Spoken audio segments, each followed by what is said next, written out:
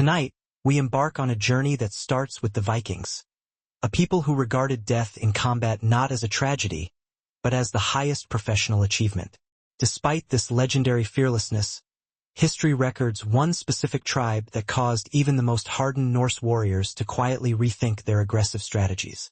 Before we dive into that story, please take a moment to settle in, hit the like button, and subscribe if you find genuine value in the content I produce here. As always, I'm curious to know. Drop a comment below letting me know where in the world you're watching from and what time it is for you. It's truly fascinating tracking our global audience. With that settled, perhaps dim the lights, and if you're looking for that perfect ambience, consider turning on a fan for that subtle, soothing background hum. Let's ease gently into tonight's historical expedition. For the Vikings, fear was utterly unacceptable, certainly not in public, never recorded in the sagas, and absolutely forbidden within sight of a potential rival or, worse, anyone wielding a weapon. Their civilization was founded on the radical premise that hesitation equaled moral failing. Bravery wasn't a virtue. It was a foundational life skill, as essential as navigating a longship or enduring primitive surgery without complaint. From their earliest years, children absorbed tales of heroes who navigated actively hostile storms, overcame gargantuan foes, and ultimately met their demise with a grin. A spectacular, final act of devotion interpreted by Norse standards as premium service rendered to the deities. Real fear was reserved for soft targets, perhaps the reaction of a monk witnessing his sanctuary turn to ash. Vikings merely processed situations with a moment of mild concern, swiftly followed by overwhelming aggression. The Norse cosmology was elegantly straightforward. If confronted by something terrifying, the appropriate response was immediate attack. By employing this strategy, they quietly dismantled the entire framework upon which Vikings depended for their sense of power. The Vikings excelled as masters of domination, holding the genuine belief that the world could be violently shaped by reputation, strength, and fear. For the most part, they were correct. But the Sami world utterly resisted shaping. It absorbed incoming violence without yielding a predictable response. It expertly transformed Viking brute strength into rapid exhaustion, and their characteristic confidence into mere, grinding irritation. That was the truly terrifying realization. For the Vikings, fear was rarely tied to death itself. They accepted and even theoretically welcomed it.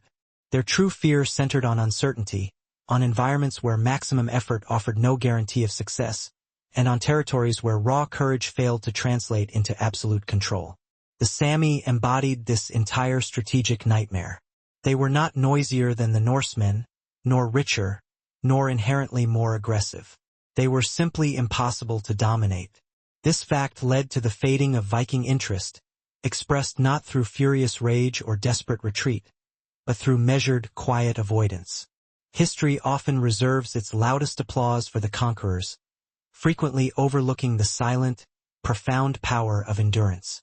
The Sami never needed to militarily defeat the Vikings. They merely needed to outlast them, and that is precisely what occurred. Their ancestral lands remained theirs. Their culture persisted. Their distinct way of life continued long after the Norse shifted their rapacious attention elsewhere. Thus, while the Vikings justly inspired terror across Europe, they too feared something essential. They feared a population that could not be conquered, a harsh land that refused to submit, and the unwelcome truth that brute force could not solve every strategic problem.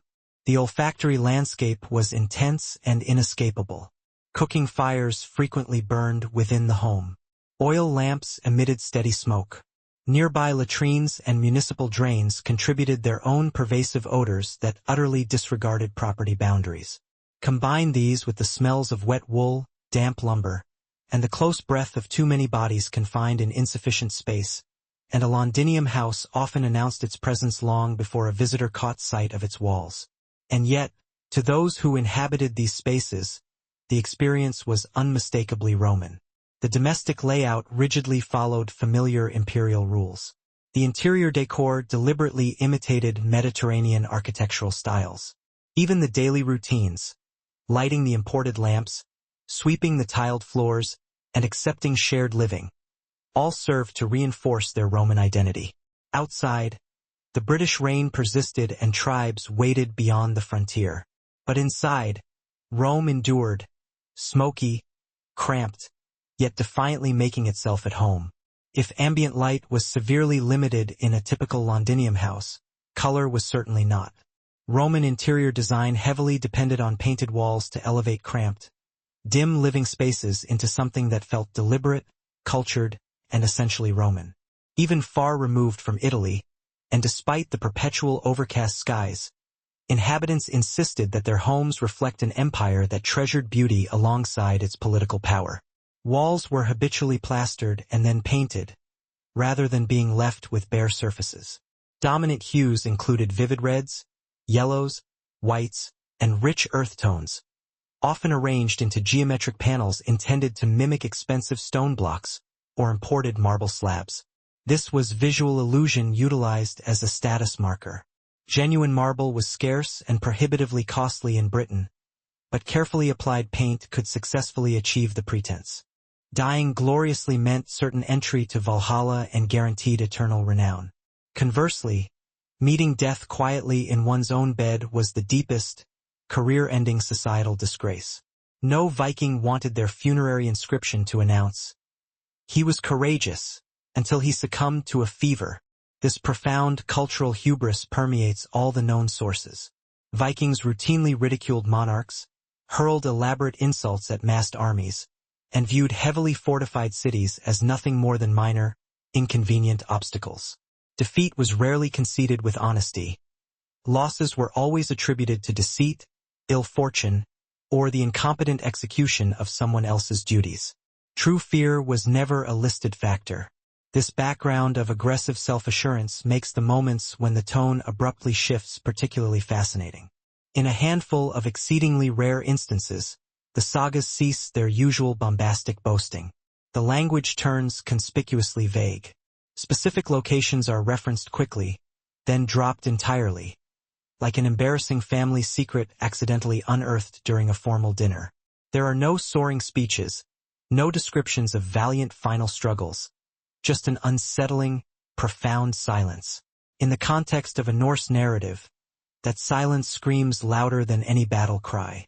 These were warriors who routinely plundered foreign continents, confidently engaged armored knights relying solely on axes and audacity, and lived by the iron belief that their fate was entirely preordained. Consequently, concerning oneself with potential consequences was a pointless intellectual exercise. Fear was wholly without function. Since destiny could not be circumvented, they preferred to meet it head-on, weapons drawn. However, there was a single, distinct group whose territories the Vikings seldom encroached upon, whose fighters they seemed reluctant to challenge, and whose fearsome reputation circulated without the slightest hint of characteristic Viking embellishment. The ultimate, most profound victory is sometimes simply the refusal to be lost. When the sun sank below Edo's timber rooftops, the city did not settle into repose. Rather, it honed a new, ravenous appetite. The daytime realm of meticulous shops, rigid samurai processions, and predictable routines dissolved, yielding to a nocturnal world that was louder, wetter, and intensely more fragrant.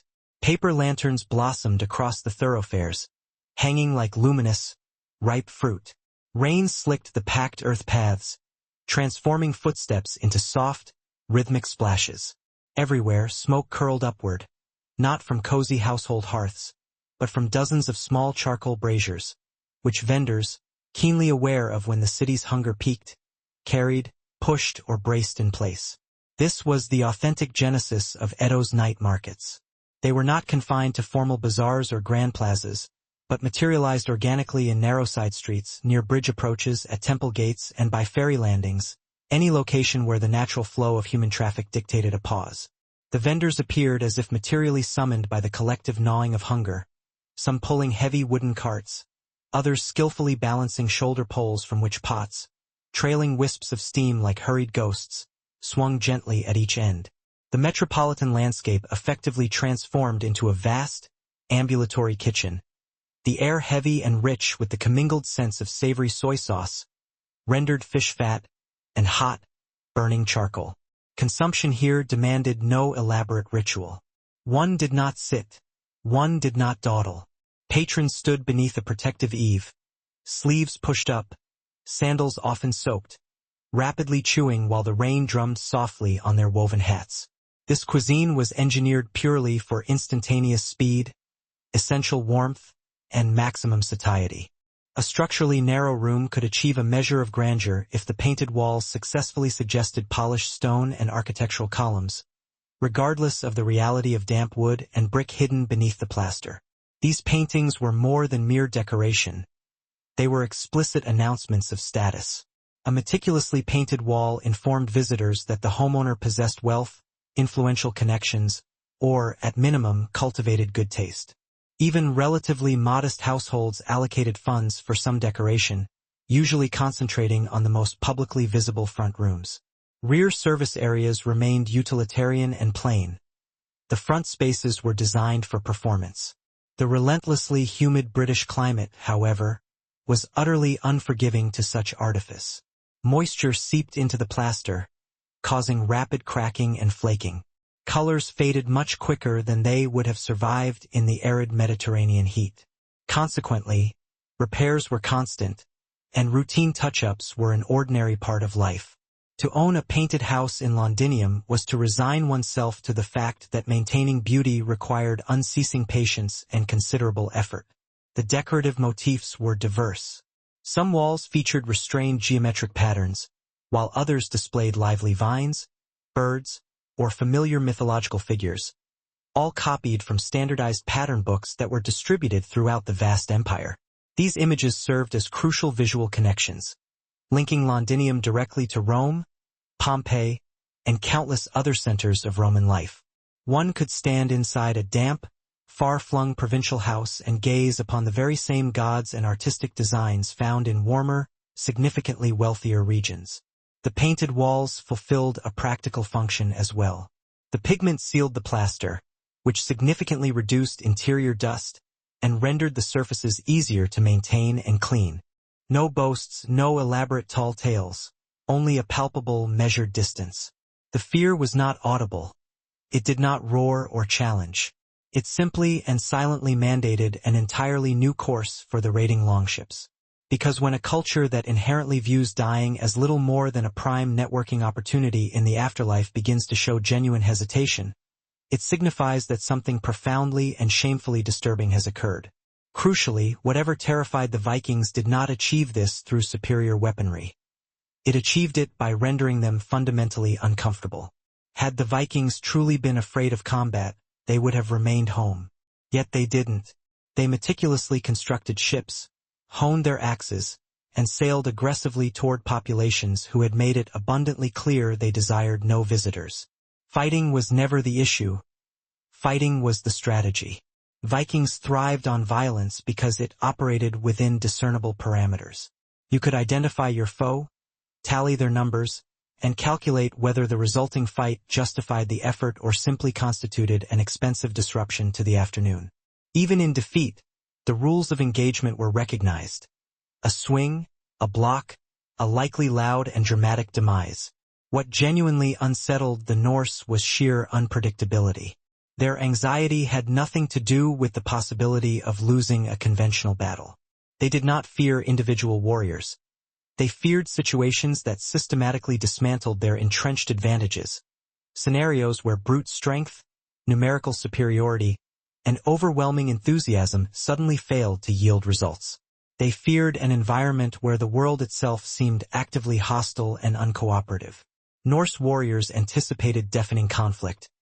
The thunder of clashing shields, the roar of shouts, the relentless beat of war drums.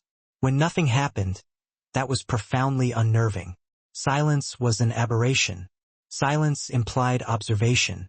It was the ideal sustenance for laborers ending punishing shifts, messengers traversing the city in haste, travelers arriving after curfew, and indeed even samurai who, despite preferring discretion regarding street food, indulged in it without fail. Transactions were swift and impersonal. Copper coins clinked sharply. A steaming bowl was delivered, noisily slurped empty, and instantly returned. Chopsticks were cleaned quickly on kimono sleeves. No one requested a second helping, as another tempting stall was always waiting 10 paces away. Edo was immense, densely populated, and perpetually hungry, and these tireless vendors fed it. One warm bowl, one simple skewer at a time. The paramount element was heat. Warm palms cradling a bowl, piping hot broth settling the stomach, and fragrant smoke warming the cold, damp air. These markets dealt not in luxury or novelty. They were focused entirely on making necessary survival taste undeniably delicious. In a metropolis where the populace resided primarily in densely packed wooden dwellings, governed by stringent fire codes, street food transcended the status of a mere guilty pleasure. It was practical, inherently safer, drastically easier, and frequently superior to preparing a meal at home. As the lanterns swayed and the steady rain persisted, Edo's avenues became long, sensory ribbons of diffused light and concentrated aroma. The lighting of that first charcoal fire served as the city's indisputable signal that the true night had commenced. If Edo's night markets possessed a consistent soundtrack, it was decidedly not music. It was a singular voice, a long, drawn-out, echoing call that wound its way down the wet streets, rising and falling like a ritualistic chant.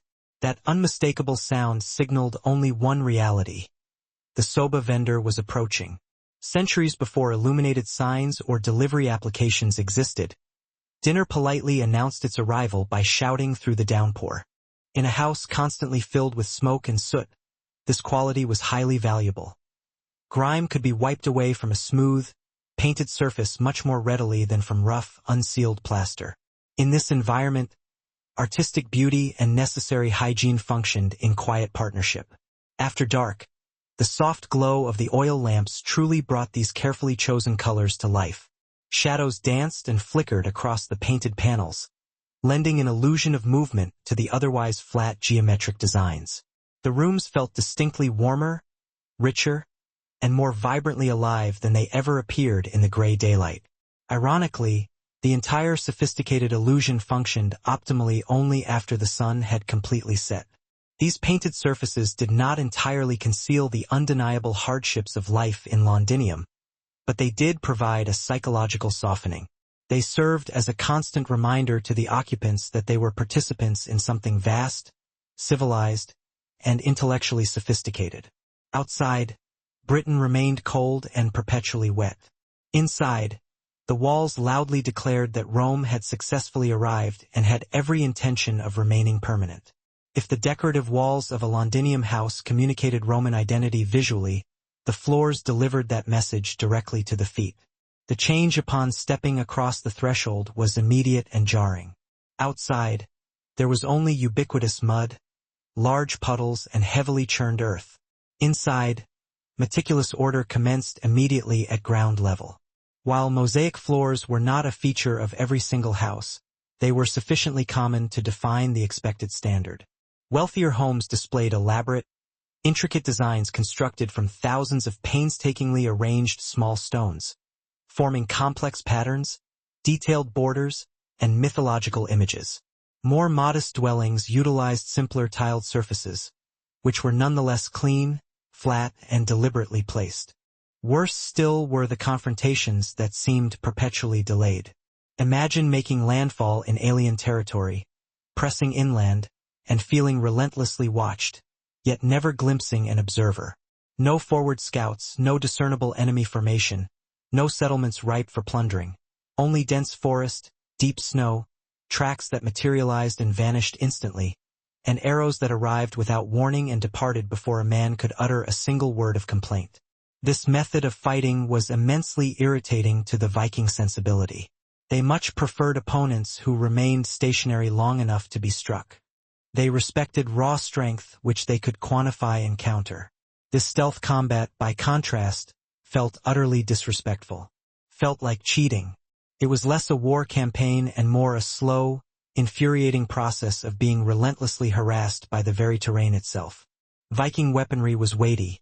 Their mail and shields were heavy, all perfectly calibrated for the sweeping engagements of open terrain. But when forward motion ground to a halt, when visibility plummeted, and when sound distortion became the norm, that impressive equipment swiftly transitioned from being an asset to a cumbersome liability. Suddenly, the supposedly fearless warrior found himself exhausted, disoriented, sweating profusely, and deeply mistrustful of every shadow and every tree trunk. This was not the fear of a coward. It was a potent cocktail of utter frustration coupled with the terrifying realization that sheer physical violence could no longer subdue the challenge. Vikings loathed any problem that could not be summarily punched into obedience. They did not fear falling in battle. They feared the profound dishonor of expending vital effort on fights that stubbornly refused to materialize. Therefore, when Vikings actively started steering clear of certain territories, it signaled not a lack of strength, but fury. Those lands refused to engage them honorably. Soba vendors were among the most highly mobile and instantly identifiable figures in the nocturnal city. They did not passively wait for trade. Instead, they actively went hunting for customers. Suspended perfectly across a sturdy shoulder pole hung a balanced assembly of two wooden containers, one holding fresh noodles and eating bowls, the other containing a small charcoal stove, its pot of hot broth gently sloshing with every footfall. Each step propelled a plume of steam into the cold air, broadcasting the savory aroma of soy, dried fish, and warm buckwheat. Soba was fast, inexpensive, and satisfying, precisely the three requirements the hungry city imposed.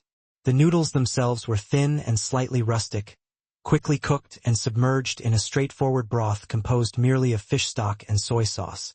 There was no elaborate garnish to boast about, no pretense of artistry, only pure, efficient speed. A customer simply halted the vendor, exchanged the appropriate copper coins, and the piping hot bowl was instantly ready.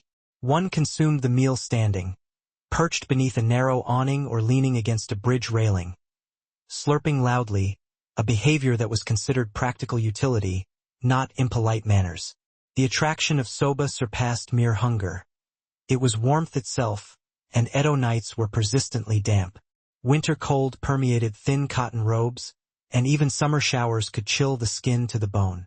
This bowl of hot noodles was not comfort food in a sentimental sense. It was strategic survival food.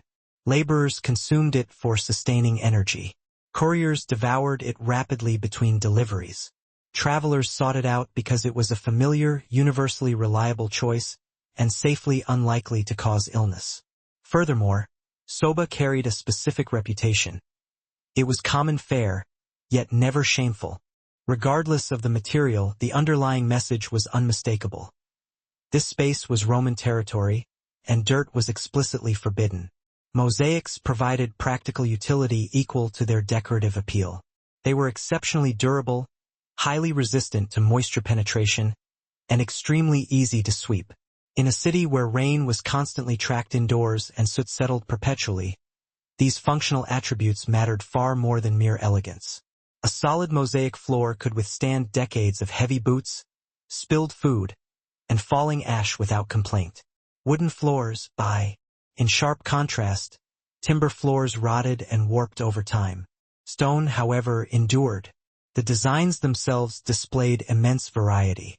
Some featured rhythmic, geometric patterns of repeating shapes that established order and visual balance.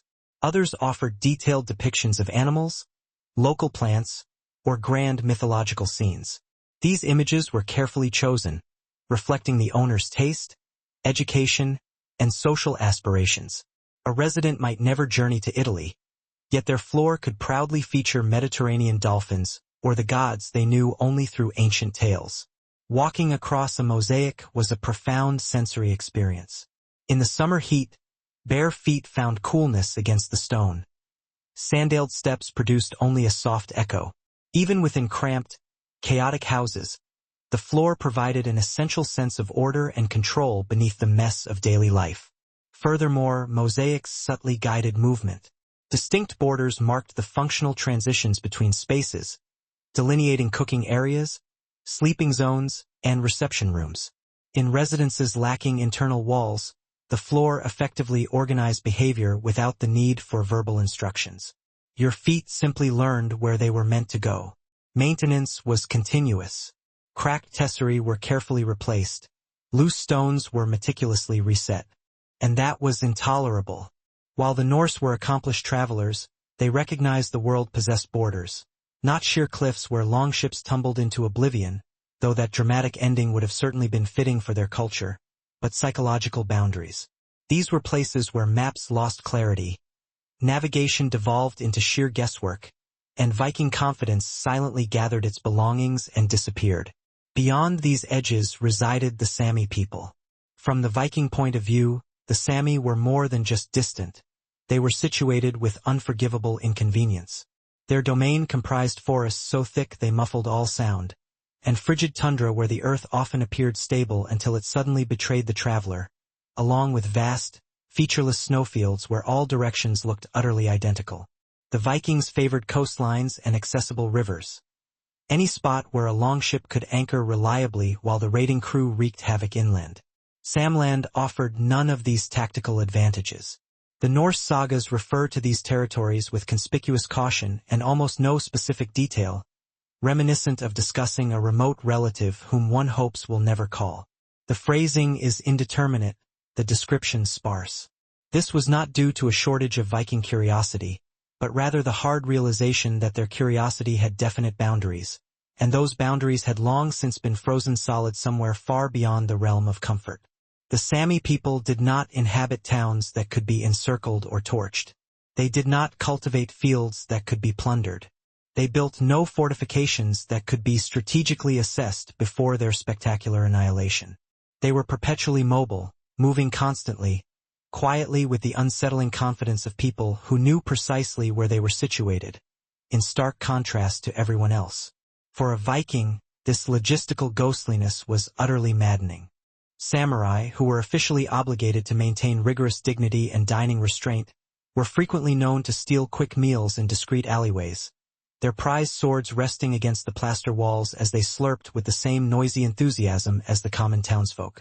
The temperature of the broth paid no mind to social rank, and neither did the vendor. Everyone paid an identical, modest price. There was no seating available, zero privacy afforded, and absolutely no opportunity for lingering conversation. Once the bowl was drained, it was immediately returned to the vendor's box. The vendor performed a rapid wipe, resettled the shoulder pole, and continued his rounds, sending his signature call into the deep darkness for the next waiting customer. The meal vanished, leaving behind nothing but a pleasant warmth in the stomach and the receding echo of that familiar, essential cry. In a city housing nearly 1 million souls, the soba vendors were the invisible thread stitching the frantic night together. Their tireless voices traveled across the rain-soaked streets and through the hazy lantern light, transforming a painful hunger into a distinctly audible presence, and then, swiftly, into brief satisfaction. Among all the competing scents that saturated Edo's nocturnal air, none halted pedestrians more decisively than that of grilled eel. The rich, slightly oily aroma of onagi sputtering onto hot charcoal possessed an immediate, aggressive ability to cut through the noise of the rain, casual conversation, and personal self-control. For a populace accustomed to utilitarian food, grilled eel felt thrillingly close to sheer indulgence, which was precisely its allure. Eel was a comparatively expensive item to purchase in Edo, a fact that only amplified the powerful spectacle of its preparation on the public street. Neglect immediately became visible, and a damaged floor brought shame upon the household. Thus, a well-kept mosaic was viewed as much a reflection of discipline as it was of wealth. In the evening, the pale stones and dark lines caught the lamplight, causing the intricate patterns to shimmer faintly. Though smoke filled the air, the floor remained the room's anchor. Above it, conversations swirled, fires roared, and rain drummed violently on the thatch. Beneath it, Roman permanence stayed solid, patient, and untouched by the vicissitudes of the British climate. In Londinium, the essence of civilization resided quite literally underfoot. Yet, regardless of the effort invested in decorating a Londinium home, smoke was the inevitable victor. Cooking fires, oil lamps, and charcoal braziers burned constantly, filling every chamber with a pervasive haze that never entirely lifted. Chimneys were seldom installed, ventilation was rudimentary, and the presence of open flames was an unchangeable reality of indoor life. To reside within meant to breathe the smoke. Food preparation typically occurred over a small hearth or a mobile brazier, often located in the same multifunctional space used for sleeping and working. Meals relied on charcoal or wood, generating thick, acrid fumes. Opening windows offered temporary relief, but the persistent cold and rain of Britain made this an uncomfortable option for most of the year. Consequently, smoke generally rose sluggishly, settling along the ceiling and relentlessly staining the plasterwork and darkening the wooden beams. Oil lamps exacerbated the issue. They were indispensable light sources, burning ceaselessly, particularly during the long winter nights. While the smoke from olive oil was less pungent than wood smoke, it still permeated the air. Wicks required constant trimming, and spilled oil left indelible marks.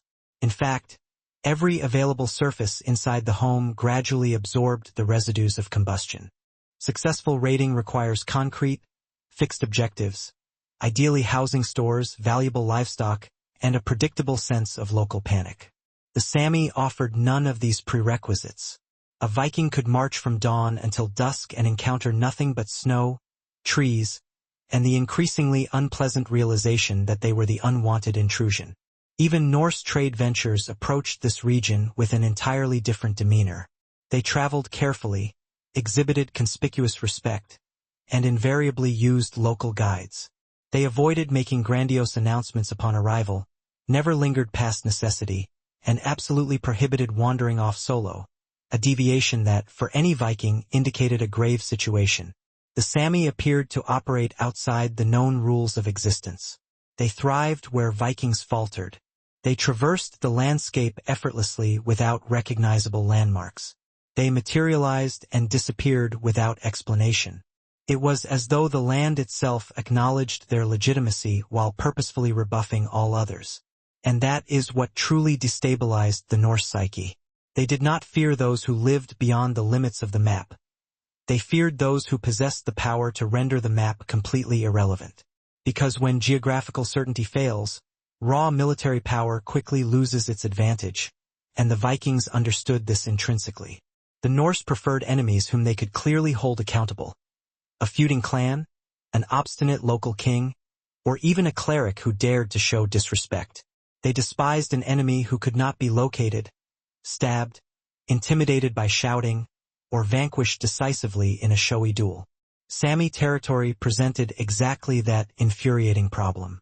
The very landscape seemed to hold a grudge against intruders. The forests were so densely packed they muffled sound, reducing bellowed commands to ineffective, awkward whispers that went nowhere. Vendors established their compact grills near vital choke points, bridges, riverbanks, and busy intersections where the stream of foot traffic remained ceaseless. Live eels were maintained close by, swiftly cleaned, and skewered with practiced surgical efficiency. As the meat made contact with the heat, it instantly sizzled, fat rendered and dripped onto the coals, generating a thick column of smoke that was irresistibly mouth-watering. People instinctively slowed their pace, and coins materialized in anticipation. The seasoning was straightforward yet potent. A glaze of soy and sweetener was continually brushed onto the eel during cooking, building a dark, profoundly glossy surface that fused tightly to the tender flesh. There were no dishes, no formality required.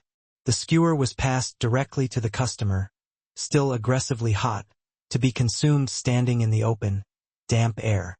Fingers inevitably became sticky. Sleeves were often regretfully sacrificed. Yet, in the face of such flavor, no one truly minded the mess. The reputation of eel extended far beyond its flavor. It was widely regarded as a critical source of strength, particularly during the grueling heat of summer. Edo summers were notoriously brutal, humid, overcrowded, and relentlessly taxing. Consuming eel was thus believed to replenish lost energy, fortify the constitution, and prevent citizens from collapsing entirely in the suffocating streets. Whether this efficacy was scientifically proven or not was immaterial.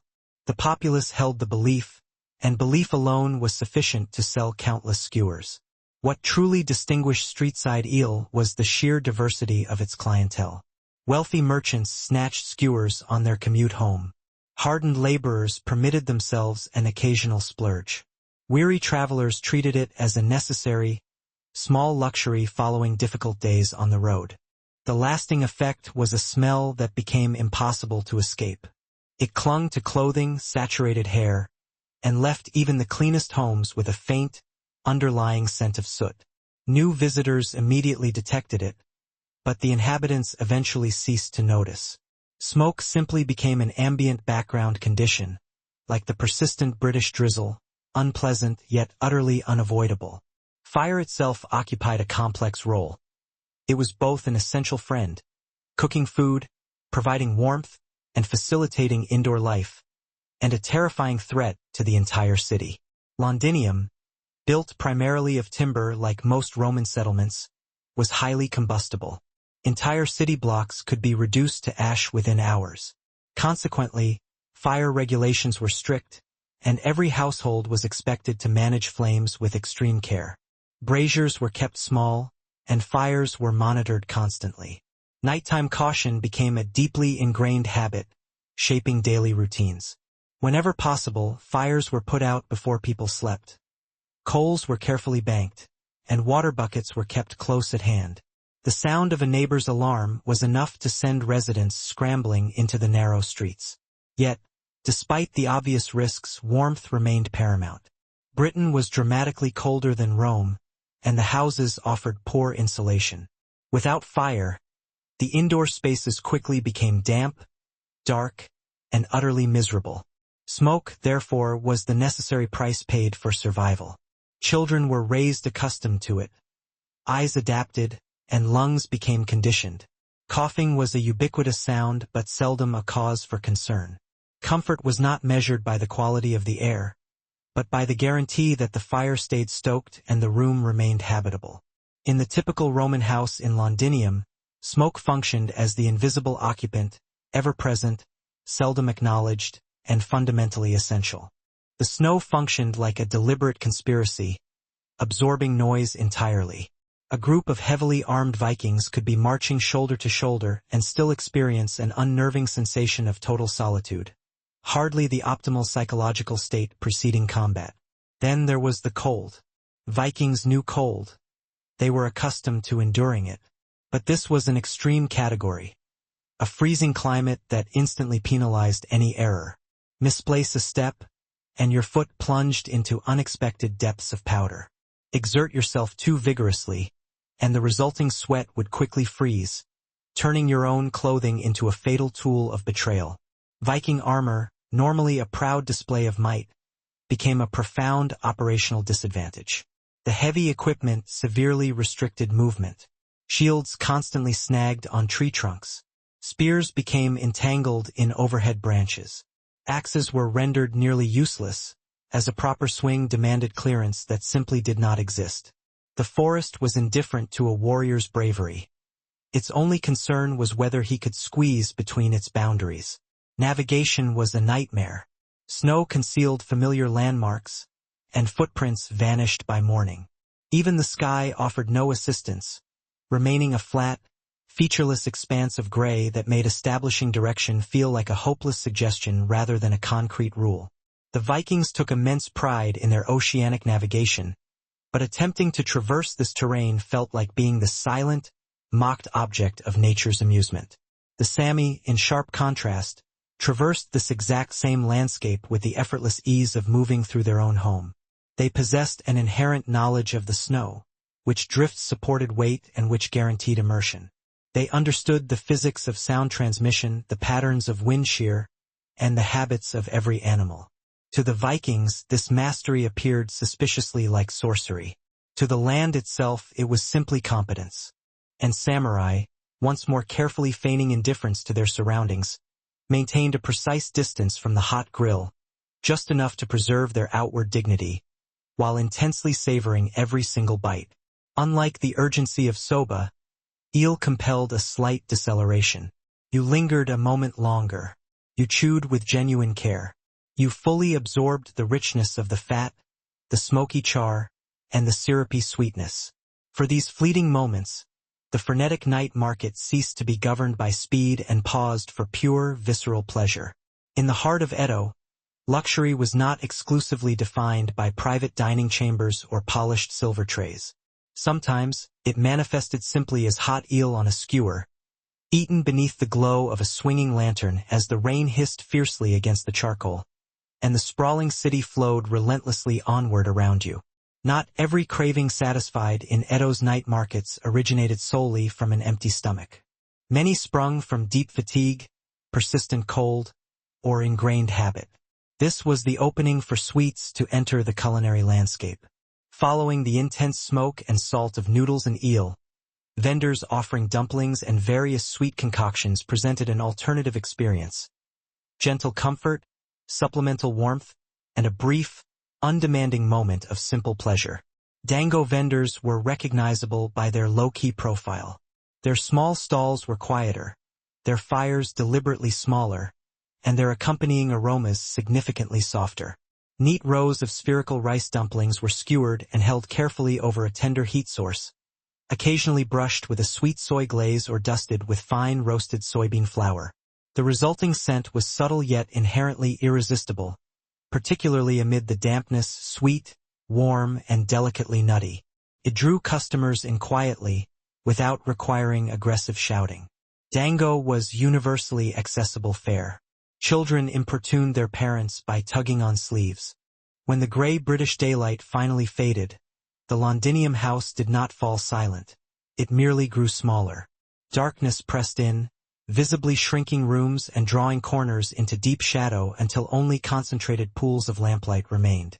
Oil lamps formed the essential heart of indoor life after sunset. Without them, the Roman household simply ceased to function.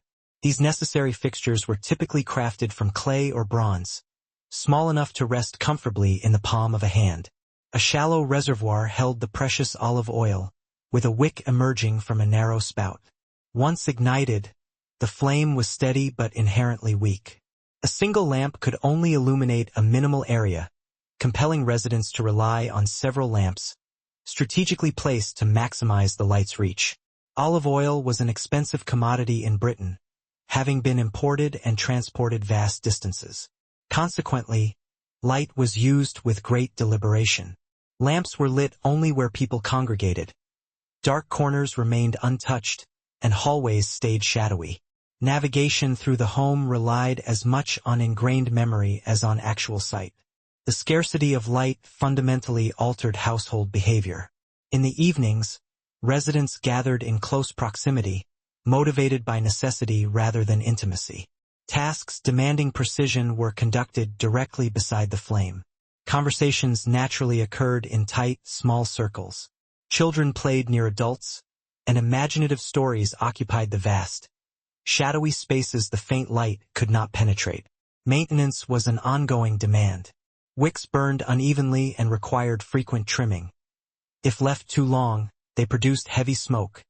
If cut too short, the flame would prematurely sputter out. Oil reservoirs had to be carefully refilled to prevent spills that saturated the floors and attracted filth. Moreover, a knocked-over lamp presented a lethal hazard. The combination of fire and oil could consume an entire household in mere minutes. And that critical imbalance was decisive. A typical Viking raid hinged entirely on swift momentum, shock delivery, speed, and the intimidation of fear.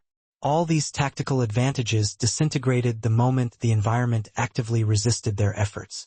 Moving inland slowed to a crawl. Campsites became dangerously exposed. Their necessary fires turned into bright, visible beacons in a world otherwise dedicated to perfect concealment. Worst of all, the territory never offered a hint of impending danger.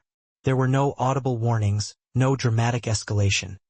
Only the insidious realization that you were exhausted, disoriented, freezing, and under intense scrutiny by an observer entirely unburdened by those same distresses. The land had no need to directly combat the Vikings. It merely neutralized every single one of their strengths and settled in to wait. And when the environment itself is manifestly allied with the enemy, courage ceases to be a virtue and begins to look remarkably like incompetence. Vikings had an expectation of opponents behaving with a certain military courtesy. By this, they meant opponents should be stationed in a visible location, preferably yelling, thereby clearly establishing the point of violent contact. Even standard ambushes adhered to unspoken conventions. Someone would rush forward, someone would yell a challenge, and someone would loudly make a tactical error.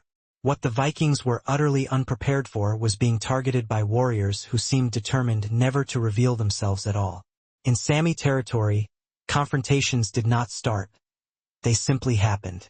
A warrior could be mid-stride, contemplating nothing of consequence, when suddenly his journey ended. Arrows flew without preamble, without sound, and entirely without the professional courtesy of identifying the archer. Couples paused to share skewers tenderly. Older citizens favored the dumplings because they were easily chewed and gentle on the digestive system. Crucially, unlike the urgency demanded by noodles or eel, these warm dumplings permitted a moment of unhurried consumption. Patrons could stand longer, chew deliberately, and allow the inner warmth to settle without needing to immediately rejoin the throng. Other confections adhered to the same principle of simplicity. Steamed buns stuffed with sweet bean paste, basic rice cakes, and small, sugar-coated delicacies designed to fit easily into a cupped hand. These were far from elaborate confections. Sugar was a costly commodity, and public excess was socially discouraged. Nevertheless, even a small measure of sweetness provided significant emotional relief in a city where the rhythm of daily life was frequently repetitive and harsh. Sweets also possessed an important social utility. Presenting someone with a dumpling was recognized as a minor, appreciated kindness. A simple way to ease a lengthy walk or mitigate a cold night. Travelers used them as a distraction while waiting patiently for ferries. Workers treated them as a necessary reward following the completion of late duties. Even the ubiquitous samurai, still delicately ignoring the public eye, were spotted accepting a warm skewer with a curt nod before melting back into the shadows. Distinct from the other street fare, sweets left no sticky residue or greasy stains on the hands, nor did they fill the air with billowing smoke. They felt inherently cleaner, calmer, possessing an almost domestic quality. Consuming them outdoors subtly blurred the boundary between private household and public street, transforming a thoroughfare into a transient space for repose. In a metropolis founded on rigorous discipline and unyielding routine, these small sweet morsels delivered a rare and necessary commodity: gentleness. The visual quality of the illumination also played a role. Oil lamps emitted a characteristic warm, yellow glow that softened the austere, harsh interiors. Painted walls appeared deeper and richer at night, and mosaics offered a faint, fleeting shimmer. Shadows shifted and danced across the ceilings, lending quiet rooms a deceptive sense of vitality and movement. The illusion of domestic comfort paradoxically improved after dark, even as the air grew increasingly thick with smoke. Nightly routines adapted entirely around the limited light source. Work requiring visual precision slowed significantly. Meals were often eaten earlier. In the depths of winter, when oil supplies dwindled, sleep commenced earlier. The household's rising and resting schedule was dictated by the flame as much as by the sun. In Londinium, illumination was never viewed as abundant or disposable. It was stringently controlled, carefully rationed, and deeply respected. When the lamps were finally snuffed out and true darkness returned, the house did not feel empty. Instead, it felt momentarily paused, resting in place as it waited for the morning and the inevitable return of the muted British daylight. Regardless of how elegantly a Londinium dwelling was decorated, one fundamental reality remained inescapable: the absence of a private bathroom. Roman hygiene practices were inherently communal, intensely practical, and unapologetically public, even in the routines conducted near one's home. The vast majority of houses possessed no internal toilet facilities whatsoever. Instead, residents depended entirely on shared public latrines situated down the street, beneath sprawling apartment blocks, or adjacent to major public structures. These facilities consisted of long stone or wooden benches fitted with carved openings, positioned directly over flowing water or dedicated drainage channels. Partitions did not exist. Privacy was neither offered nor expected. One moment, there was a cohesive raiding party. The next, chaos, panicked shouts, and someone posing the perfectly logical question. Where exactly did that shot originate? The typical, terrifying answer was simultaneously everywhere and nowhere. Sami hunters possessed a mastery of concealment that the Vikings found intensely frustrating. Their light-colored hides blended seamlessly with the snow's cape. Every movement was slow, measured, and highly deliberate. They utilized the terrain as if it were an extension of their own anatomy.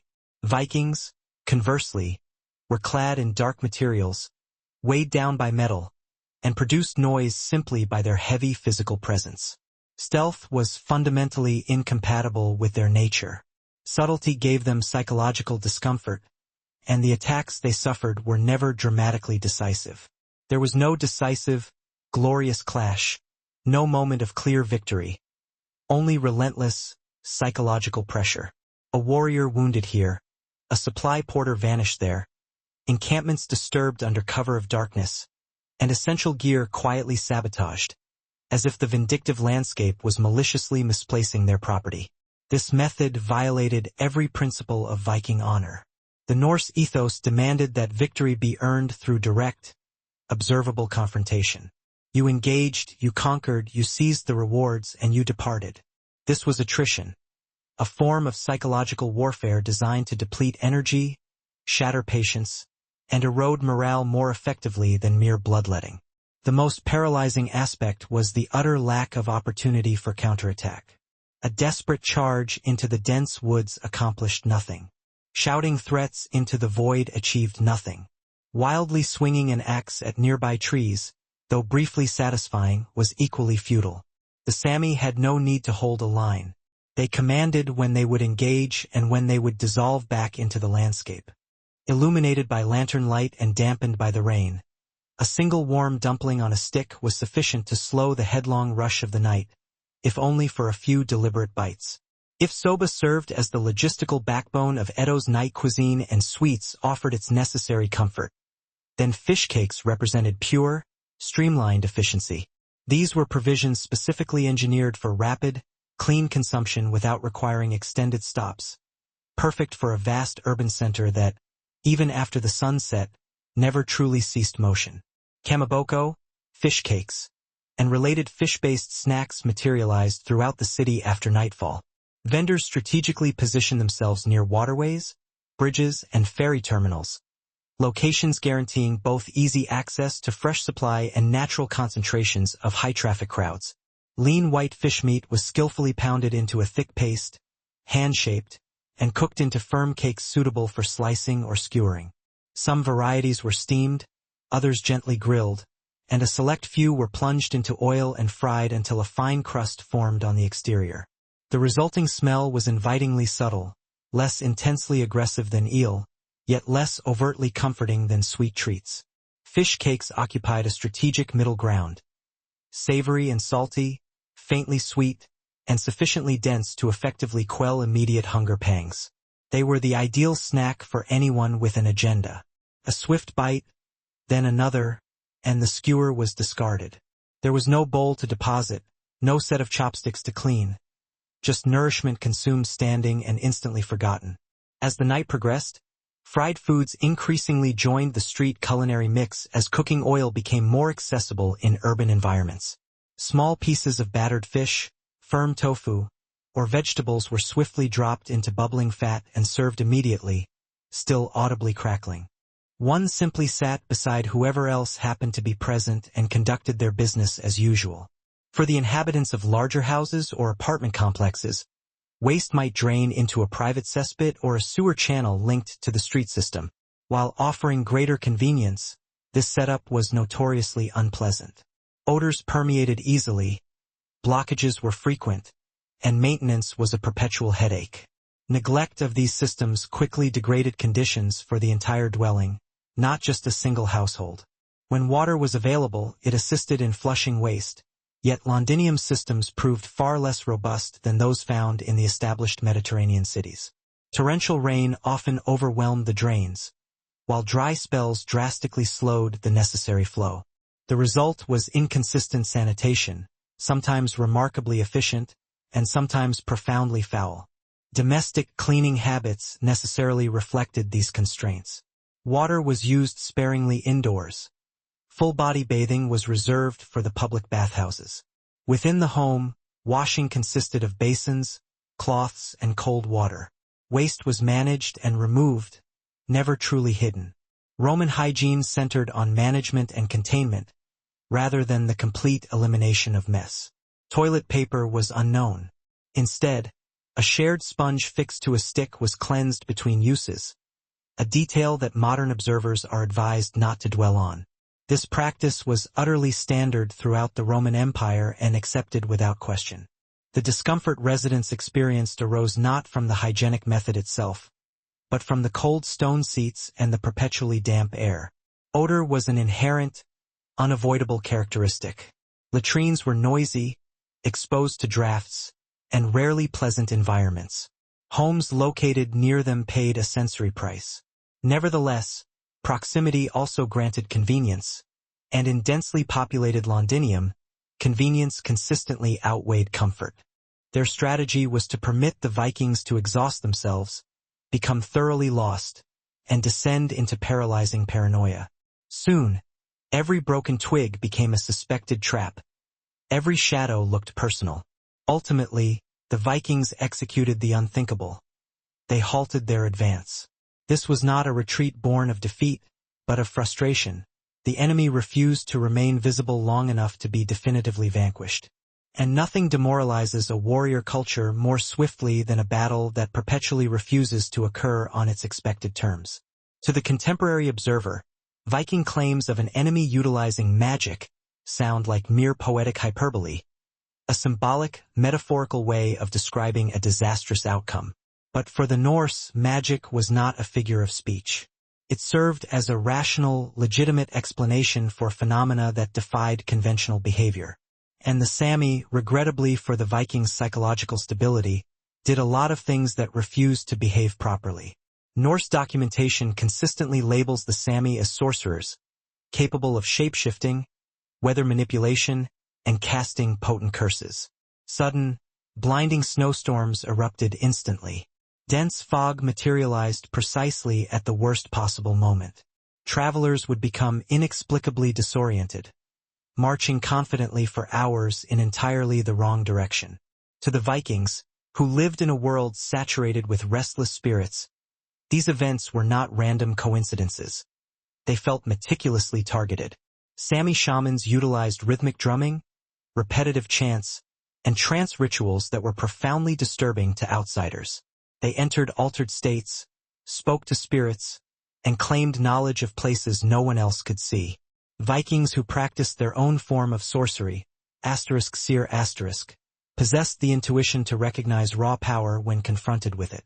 And encountering power that is recognizable yet fundamentally incomprehensible is intensely unsettling.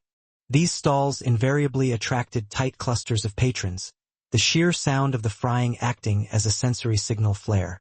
The persistent rain was ignored. The biting cold was discounted. The penetrating heat of the oil overcame all other conditions. Messengers, security guards, ferry boatmen, and other nocturnal laborers favored these deep-fried snacks precisely because they could be consumed rapidly, often without breaking stride. Patrols of samurai would pause only for a moment, consuming their quick meal in silent efficiency before continuing their rounds. For travelers new to the vastness of Edo, fish cakes were a trustworthy choice, prized for being cooked completely and reliably unlikely to cause stomach distress. This consideration was paramount, especially when inns were fully booked and navigation through unfamiliar streets demanded steady footing. Unlike the more mobile vendors selling noodles, the sellers of fish cakes often remained stationary. Consequently, their fixed stalls functioned as recognizable landmarks. Residents and visitors alike navigated the city based on these culinary posts. Identifying a spot as near the fish cake vendor by the bridge served as a precise directional cue, proving that food was just as crucial as monumental architecture in mapping the urban geography of Edo. There was nothing glamorous about this fare. Fish cakes were purely practical, unpretentious, and offered reliable sustenance. They never promised luxury or great comfort, only sufficient fuel to maintain one's pace. In the relentless engine of Edo, this function was often the highest praise a meal could receive. While the oil lanterns flickered and a ceaseless river of footsteps flowed past, these modest skewers provided the energy needed to keep the long Edo night in motion. Edo's night dining experience transcended the ingredients. It was defined entirely by the method of consumption. There were no tables, no seats, and absolute privacy was non-existent. While modern people might judge these systems harshly, Roman sanitation was genuinely advanced for its era. Waste was actively directed away from domestic spaces, drains featured flowing water, and comprehensive public systems existed at all. However, by contemporary standards, life was intensely intimate, widely shared, and fragrant in ways that defy any easy romanticization. In Londinium, the boundaries of civilization extended to effective waste management, but this management was always executed collectively. Cleanliness was a shared municipal responsibility, and privacy was a luxury few residents had any reason to expect, much less demand. If smoke functioned as the invisible presence inside a Londinium home, then noise was its unwavering companion. True silence was an extreme rarity. Walls were flimsy, floors efficiently conducted sound, and houses were packed tightly against their neighbors. To live indoors was to participate in everyone else's life, willingly or not, as sounds assaulted the residents from all cardinal directions. From the street, noise poured in. Carts rattled mercilessly over the cobblestones. Vendors incessantly shouted their wares.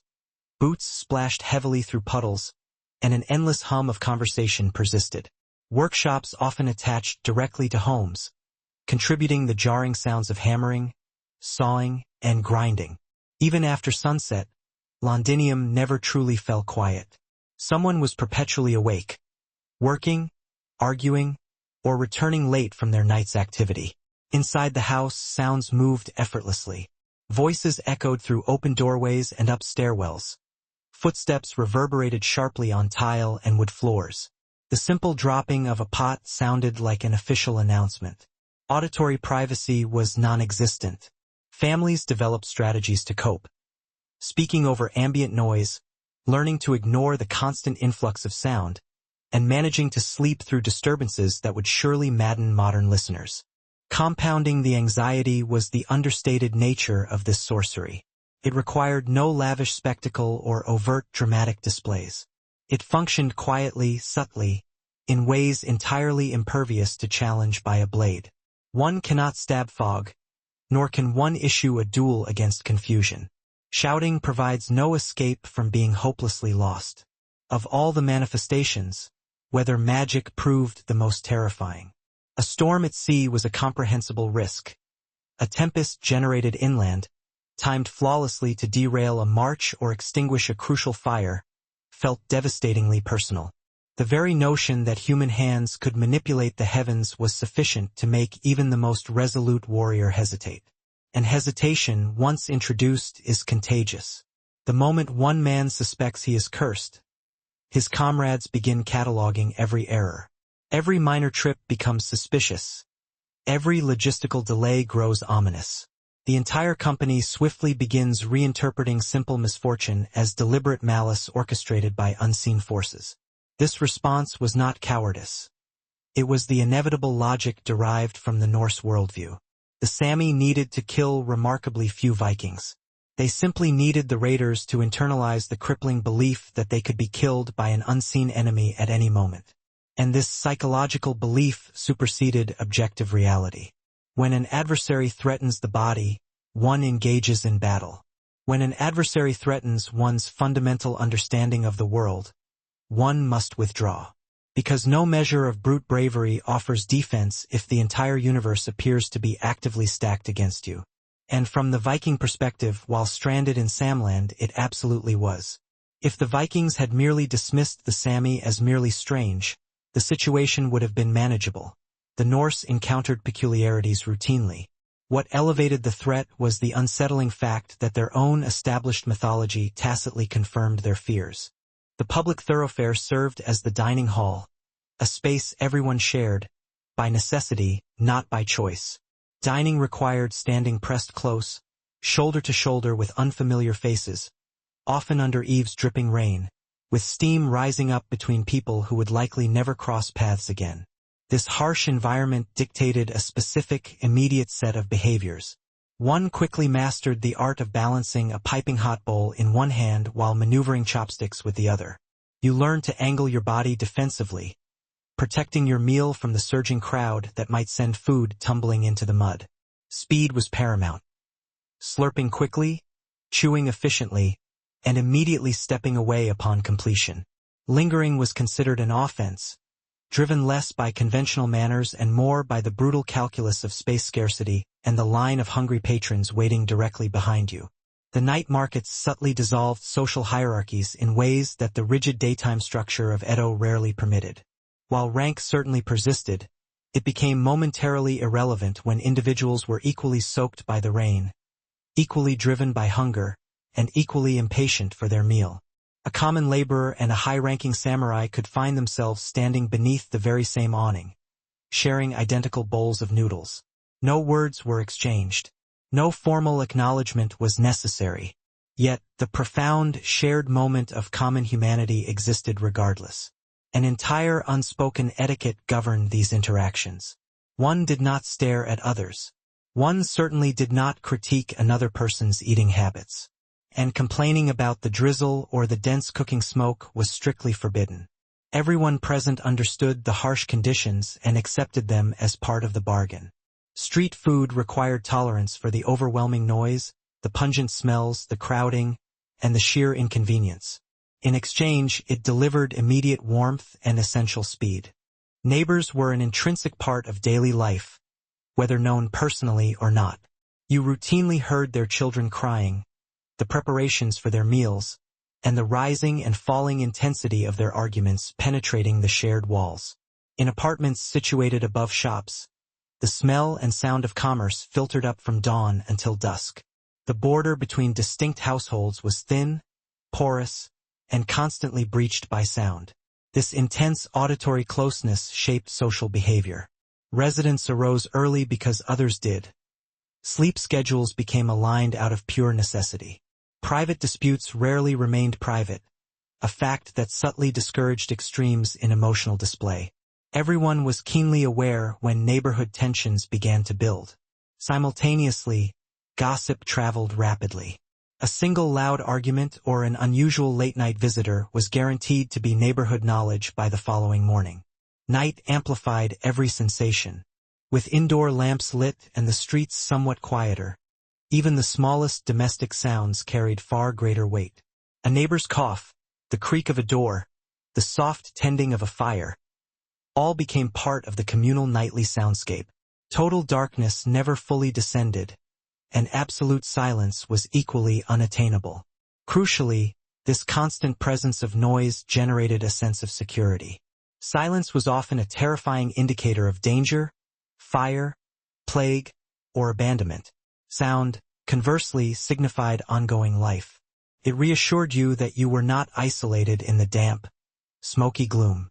Someone else was awake, breathing, and moving nearby. In Londinium, the house was never a true retreat from the city. It functioned, rather, as the city folded inward upon itself. Noise traveled without restriction, constantly reaffirming that Roman life in Britain was crowded, fundamentally communal, and impossible to escape, but almost never lonely. Because according to sacred tradition, even Odin, the All-Father, god of warfare, wisdom, poetry, and decidedly questionable parenting, did not hold comprehensive knowledge. And some of the deepest secrets he acquired were gained from the far north. Norse myths recount Odin traveling in disguise, desperately searching for hidden wisdom from outsiders, shamans, and mysterious beings who operated beyond the recognizable boundaries of ordinary society. In later analyses and scholarly readings, these figures bear a striking and unmistakable resemblance to Sami no-Adit, shamans. Masters of the visionary trance, spirit travel, hidden knowledge, and divination. These were not people who held court on thrones or commanded legions, but they possessed a quiet authority that nonetheless made kings deeply uneasy. That specific detail was of immense consequence. Odin was not a deity who sought assistance casually. He sacrificed an eye at Mimisbrunner for cosmological insight and willingly hung himself from Yggdrasil to master the runes. He was prepared to endure pain, employ deception, and pursue knowledge endlessly. Therefore, the very notion that Odin himself required wisdom from northern shamans broadcast a profound message to Viking listeners. If their chief god needed the Sami's knowledge, these people were clearly not commoners. And Vikings were always compelled to pay attention to anything that unsettled their gods. The Sami wielded forms of spiritual power that the Norse recognized, yet could not fully domesticate. Shamanic journeys, the assistance of spirit animals, powerful divination, and an intimate mastery of weather manipulation. To the Norse, this felt perilously close to Seidr, a form of magic already viewed as potent, deeply unsettling, and socially hazardous. Even Odin's known practice of Seidr was considered morally controversial. That reality alone testifies to the discomfort the Sami generated. The vendors themselves were fully integrated into this demanding rhythm. They developed a unique perception, watching hands and mouths more closely than faces, accurately gauging a customer's hunger through their posture and restless impatience. A slight nod signaled readiness to order. A quick glance at the empty bowl meant the customer was nearly done. When one person withdrew, the next stepped forward instantly, without fuss or ceremony. The entire transaction was lightning fast, honed to perfection through constant, practiced repetition. The requirement of street dining fundamentally altered the food itself. Portions were kept modest, flavors were intentionally bold, and textures were selected to be forgiving. Nothing required complicated cutting or delicate handling. Every dish was conceived with continuous movement in mind. Fundamentally, the environment of the street dictated the constraints of the menu, not the demands of the kitchen. For newcomers and travelers, this frenetic system could be initially overwhelming. For Edo locals, however, it was a comfortingly familiar routine. The superficial chaos was, in fact, remarkably predictable. The resulting mess, while widespread, was entirely manageable. The rules of engagement remained unwritten, yet they were universally understood by anyone who survived the Edo night. In Edo, the culture of night food transformed public space into something intimate, yet simultaneously impersonal. One shared heat, rising steam, and raw hunger with complete strangers, only to depart quickly. By the time morning arrived, the street seemed to forget you had existed, leaving behind only the faintest memory of smoke and damp charcoal clinging stubbornly to the surrounding wood. Edo's night markets were not the domain of any singular class. They belonged to the collective of the hungry, the awake, and anyone moving through the city after darkness fell. That was their subtle, quiet power. When night eventually settled over Londinium, the interior space did not transition into a dedicated zone of rest, so much as a fluid zone of rearrangement. Beds were not permanent fixtures. Indeed, the concept of a bedroom as understood today scarcely existed. Sleep occurred wherever the limited floor space permitted. The majority of residents slept on basic wooden frames or low platforms, topped either with straw-filled mattresses or pads stuffed with wool. These materials readily absorbed moisture and were aired out whenever feasible, though the British climate seldom offered ideal conditions. Blankets were heavy, prioritizing practicality and warmth, and were often shared. Warmth was decidedly more vital than softness or individual comfort. Rooms seamlessly shifted function once darkness arrived. The area used for daily work or dining transformed into the sleeping zone at night. Furniture was shoved aside. Lamps were carefully relocated.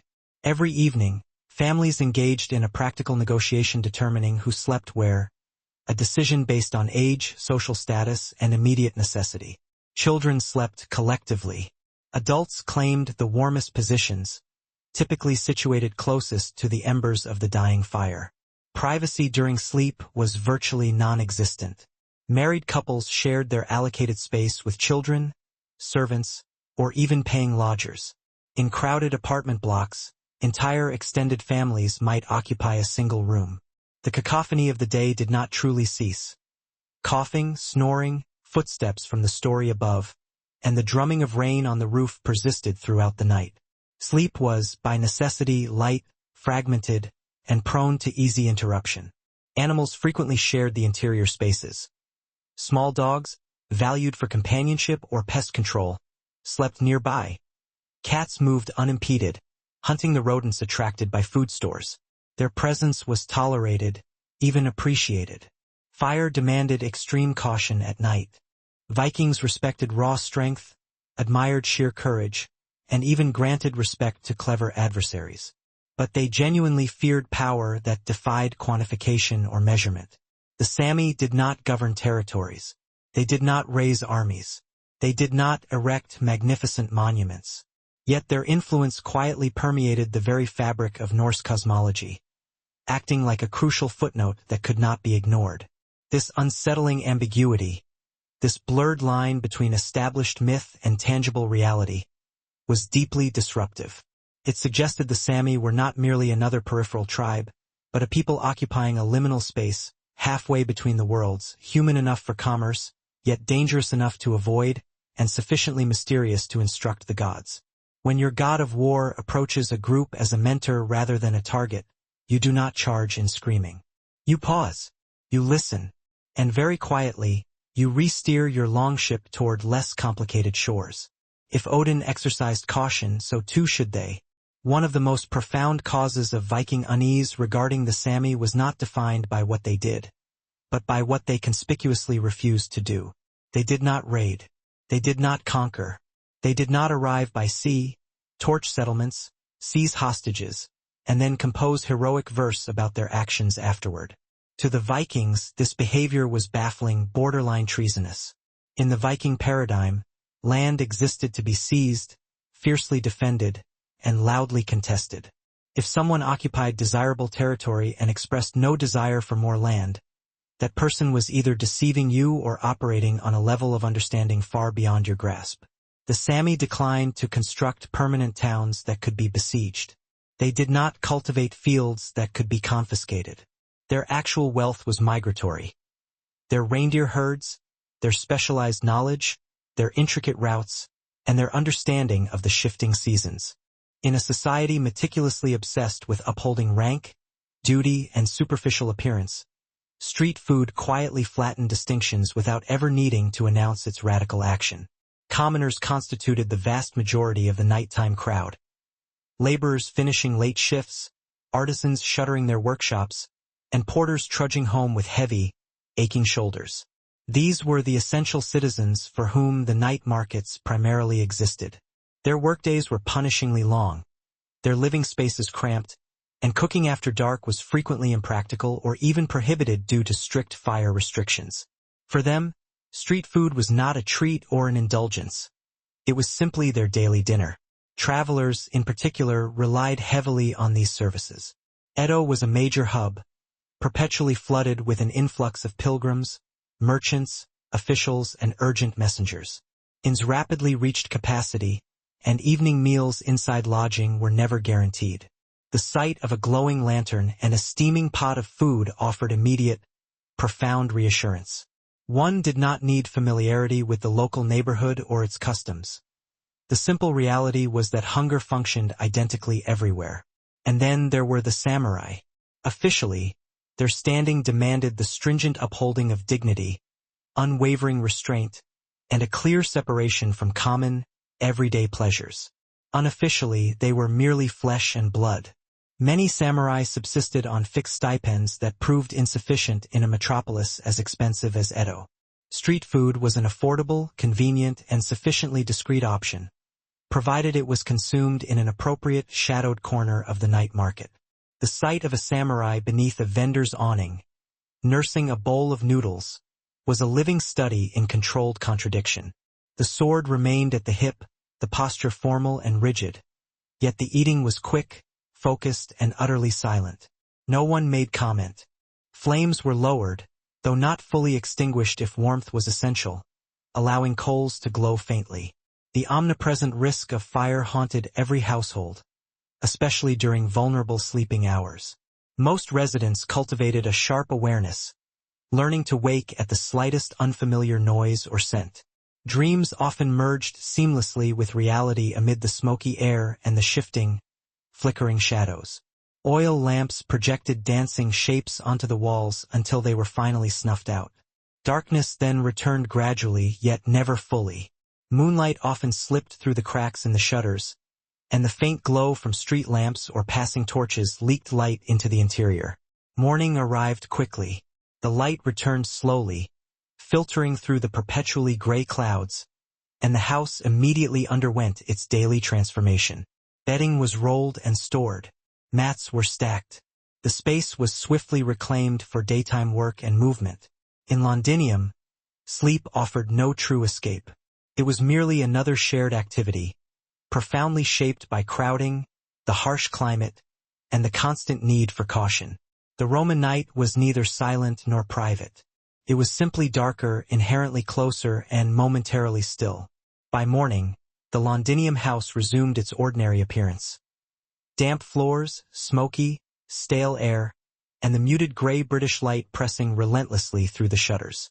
Yet, every detail within the space, from the painted frescoes on the walls to the smooth, worn mosaic underfoot, conveyed a clear and deliberate message. This was Rome, situated here, even beneath the eternally overcast skies. Residence in such a dwelling demanded constant, often difficult, compromise. The Roman ideals of precise order, aesthetic beauty, and domestic comfort perpetually clashed with the daily realities of cold weather, cramped city planning, and severely limited resources. It was impossible to burn down assets that refused to stay put. You could not successfully steal goods that melted back into the northern forests before you could finish issuing a threat. This mobility made traditional Viking intimidation techniques utterly ineffective. Vikings conceptualized fear as something they imposed. They arrived suddenly. They generated overwhelming noise. They demonstrated brutal violence. People would panic and compliance would follow. That was the established, dependable system. The Sami did not panic. They simply evacuated. They returned later, after the Vikings had departed, confused, chilled, and wondering why they had exerted the effort. This demonstrable lack of interest in Viking-style conquest profoundly unsettled their leaders. An enemy who covets your land can be fought and defeated. An enemy who desires nothing you possess is infinitely harder to negotiate with. There is no point of leverage, no credible threat, and no possible prize substantial enough to justify the costly endeavor. The Sami, having endured generations of extreme winters, starvation, and profound isolation without external assistance, were simply not impressed by Viking weaponry, vessels, or reputation. A temporary band of noisy foreigners carrying axes did not register as an existential threat. They were, at best, a passing annoyance. To the Vikings, this reaction felt like unforgivable disrespect, and disrespect often proved more infuriating than outright hostility. Worse still, the Sami grasped a critical truth the Vikings perpetually failed to understand. Land ownership is utterly meaningless if the land itself refuses to cooperate. You cannot truly dominate a place that actively refuses to support you. You cannot enforce laws and artificial borders upon relentless snow, immense forests, or herds of migrating animals. The Sami lived with the landscape. The Vikings attempted to impose themselves upon it. No one needed to draw attention to the breach. Everyone present understood the delicate arrangement. Appearances mattered greatly in Edo, but the undeniable force of hunger mattered more. Women were also a constant presence. Despite the inherent dangers associated with navigating the city after dark, female shopkeepers, vendors, travelers, and workers moved in groups or purposefully remained on well-illuminated routes. The street food stalls provided not only vital nourishment but also a measure of safety. The congregation of light, noise, and people created temporary, vibrant pockets where one could pause without fear. Children occasionally appeared, either sent out on errands or tagging along with their parents, often clutching tightly to dumplings and focusing intensely on not dropping a single bite. Their visibility served as a crucial reminder that this was not some shadowy underworld, but merely the continuation of daily life after the sun had set. Edo's night markets were democratic in the most fundamental and practical sense. To participate, one required no permission, no specialized invitation, and certainly no social connections, only coinage and an appetite. For the brief minutes spent standing at a stall, titles dissolved, and the sole significant concern was whether the food was hot. In a city constructed on the foundation of rigid social order, this small, temporary freedom felt quietly radical. Edo was a city defined by its obsession with fire, yet simultaneously terrified of its destructive power. Since most buildings were constructed of wood and the streets were dangerously narrow, a solitary spark possessed the potential to eradicate entire districts. Regulations governing cooking, lighting, and open flames were exceptionally strict, especially after dark. Nevertheless, hundreds of small charcoal fires appeared nightly, flickering across the metropolitan landscape. Olive oil was precious. Light was strictly rationed. Space was aggressively shared, and privacy was a rarity. Despite these hardships, residents stubbornly continued to build, decorate, and organize their homes according to pervasive Roman customs, intentionally rejecting local British styles. This persistence was profoundly significant. A Londinium house was more than mere shelter. It was a potent statement of identity. To adopt the Roman way of life was to actively participate in the empire, irrespective of geographical location. Cooking with Roman utensils, sleeping in Roman layouts, and treading across Roman-styled floors reinforced a sense of belonging in ways that official decrees or currency alone could never achieve. The physical structure of the house also acted as a bridge between divergent cultures. Indigenous Britons adopted Roman decorative styles, while Roman settlers, in turn, adapted to the brutal British conditions. The resulting domestic environment was not a flawless replica of Italy, but rather something far sturdier and more resilient. Walls were built thicker. Fires were permitted to burn longer. Daily routines shifted earlier to accommodate the northern climate. Rome bent, but it ultimately refused to break. Archaeological findings lay bare this quiet resilience. The recovered fragments, broken lamps, chipped sections of mosaic, soot-stained plaster, tell a richer story of ordinary daily lives than any grand monument ever could. They illustrate how the empire truly functioned at the essential level of meals, rest, and shared domestic space. Practically speaking, a Londinium house was poor protection against the elements, the noise, or the smoke. Its true value lay in the familiarity it provided. In a distant, often hostile province, familiarity constituted a form of power. It transformed a foreign land into something navigable, survivable, and ultimately home. That fundamental divergence mattered because nothing destabilizes a conquering culture faster than encountering a population that simply does not care about being conquered. The Vikings were not entirely unreasonable people. They understood the inherent value of commerce. In fact, they held a passion for trade nearly equal to their passion for violence, which is a powerful statement. When dealing with the Sami, trade was not merely tolerated, it was meticulously encouraged. Furs, durable hides, antlers, walrus ivory, and other crucial northern resources flowed southward through robust Sami networks. The Vikings desperately needed these goods. They were highly valuable, easily portable, and conferred an air of sophistication upon everyone involved. Thus, trade was conducted quietly, politely, and with substantially fewer drawn axes than usual. But the key distinction lay here: trade expeditions behaved fundamentally differently from raids. When Vikings traveled into Sami territory for commerce, they curtailed their swagger. They avoided displays of superiority. They did not shout their ancestral lineage at maximum volume. They hired local guides. They strictly adhered to established rules. They offered respectful gifts. They listened patiently. This was not pure fear. Rather, it was respect wrapped tightly around extreme caution and sealed with a powerful instinct for self-preservation. Raiding, conversely, was exceedingly rare. And when Vikings did attempt such ventures, the outcomes were consistently dismal. There are no historical records of great victories, nor triumphant sagas celebrating the crushing of Sami camps and heroic plunder. Only vague, cautionary references to significant losses, aborted journeys, and expeditions that returned prematurely with diminished manpower and depleted confidence, which, in the tradition of Viking storytelling, constitutes the closest possible admission of total failure. The survival of the night markets depended entirely on mastering the art of invisibility, or, at minimum, of avoiding being a source of trouble. Vendors developed sophisticated methods for operating within the strict legal framework without ever openly defying it. Fires were meticulously kept small and contained.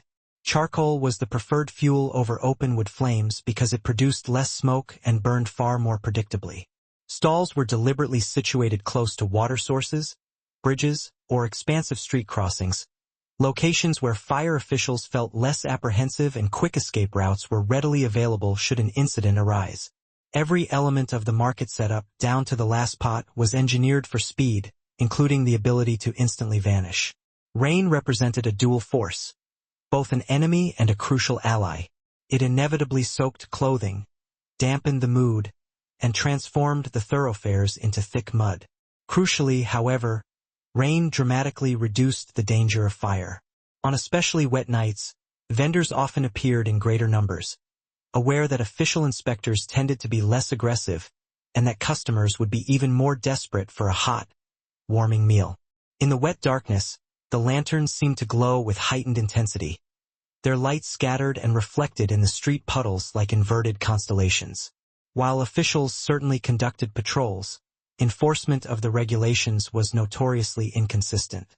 As long as the vendors avoided obstructing essential traffic flow, inciting public brawls, or critically starting a fire, they were generally tolerated. After all, the officials themselves grew hungry. Many knew precisely which reliable stall they would visit as soon as their required rounds were completed. Vendors meticulously tailored their menus to accommodate these practical realities.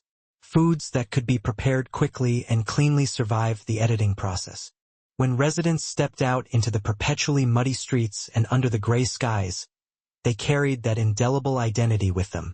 And when they returned at night, lighting their lamps and tending their hearths, they recreated the essence of Rome once more within their humble wooden walls. Ultimately, Roman Londinium was defined not solely by its impressive forum or its meticulously engineered roads, but by the thousands of small, smoky houses where ordinary people lived, adapted, and quietly insisted, day after day, that Rome belonged here too. Boudica was born into a society where the period of childhood was neither sheltered, softened, nor delayed. Among the Iceni people of eastern Britain, life unfolded outdoors, surrounded by grazing cattle, expansive open fields, and people who assessed wealth through livestock rather than currency. A child did not mature separate from adult life. She grew directly and immediately into it. The Iceni inhabited scattered farmsteads rather than densely planned towns. Their roundhouses were loosely clustered, constructed from wood, wattle, and thatch, with interiors that were smoky and profoundly shared. From infancy onward, Boudica would have absorbed the pervasive rhythm of communal life. Overlapping voices, the close presence of domestic animals, and the constant burning of fires. Privacy was practically unheard of, but a sense of belonging was absolute. Her family's status was consequential. The Iceni were not impoverished, and her household likely commanded significant herds of cattle, the tribe's genuine currency. Livestock defined familial power, economic security, and future marriage prospects. Children were taught early how to recognize and protect these animals, grasping their immense, practical value. Wealth for the Iceni was not an abstract concept. It was something that could wander away, succumb to illness, or be violently stolen. From a young age, Boudica would have been. The Sami were not defenseless traders waiting for exploitation. They held absolute command over the intricate routes. They knew precisely where the resources lay. They understood which valleys were prone to trapping traveling parties, and which rivers disappeared suddenly under treacherously thin ice. A trading Viking wisely followed Sami knowledge. A raiding Viking arrogantly ignored it. It is not difficult to guess which man enjoyed a longer life. Even more psychologically unnerving was the fact that Sami traders flatly refused to act like terrified victims. They negotiated calmly and firmly. They dictated the terms of exchange. They summarily rejected any proposed deals that did not serve their interests. They were ready to walk away without concern. Vikings were accustomed to leveraging physical intimidation to achieve favorable outcomes. Here, intimidation was useless. You cannot threaten people who are not dependent on fixed, visible property. This systemic imbalance created an unstated but absolute law. Trade was welcome. Violence was not worth the investment. And when a culture that defines itself through raiding decides that a target is not worth raiding, that decision is always born from harsh, undeniable experience. The Vikings did not fear the Sami as enemies. They feared them as people who made raiding disastrously inefficient. And for the Viking mindset, inefficiency was truly terrifying. Vikings preferred landscapes that cooperated with their style of warfare, coastlines, navigable rivers, or wide-open fields where they could clearly spot whatever was trying to kill them and respond with brute force. Forests, however, were already viewed with suspicion. The northern forests were an entity unto themselves. They did not merely exist passively. They actively participated in the conflict. The deeper Vikings ventured inland into Sami territory, the more every system they relied upon failed. Anything demanding large, roaring flames, prolonged preparation times, or persistent, visible smoke was summarily rejected. This was a unique system where the city's bureaucracy, not deep culinary tradition, was actively shaping the evening's food offerings. The stalls themselves adhered to strict minimalism. They contained no unnecessary wood or heavy structural elements. Everything was designed to be collapsed and packed within mere moments.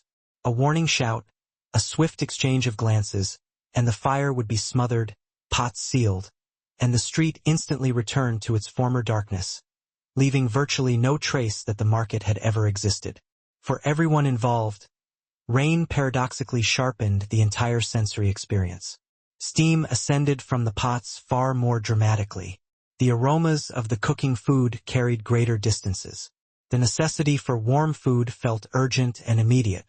People instinctively clustered closer to the stalls, forging fleeting, temporary communities beneath shared eaves and umbrellas.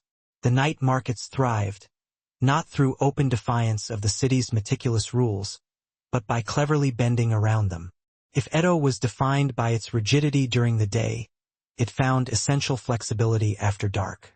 And in that narrow, tenuous space existing between codified law and human necessity, the street food culture endured, glowing softly, steaming patiently, and perpetually ready to dissolve at the slightest sign of official scrutiny. As the night deepened, the kinetic energy of Edo's street food scene slowly began to dissipate. The crowds quieted. Footsteps became more spaced out and deliberate. The distinctive calls of the vendors echoed across greater distances. One after another, the charcoal fires faded to dull embers. The cooking pots were emptied, and the lanterns were carefully lowered. The narrative of where she originated was fundamental to Boudica's education. Oral history was highly prized among the Aini, serving as the cultural bedrock. Elders recited long, meticulous accounts. The tribal lineages celebrated past victories, records of old injustices, and the precise boundaries of ancestral lands. These accounts were never treated as mere entertainment. They were primary instruction, mapping out social geography.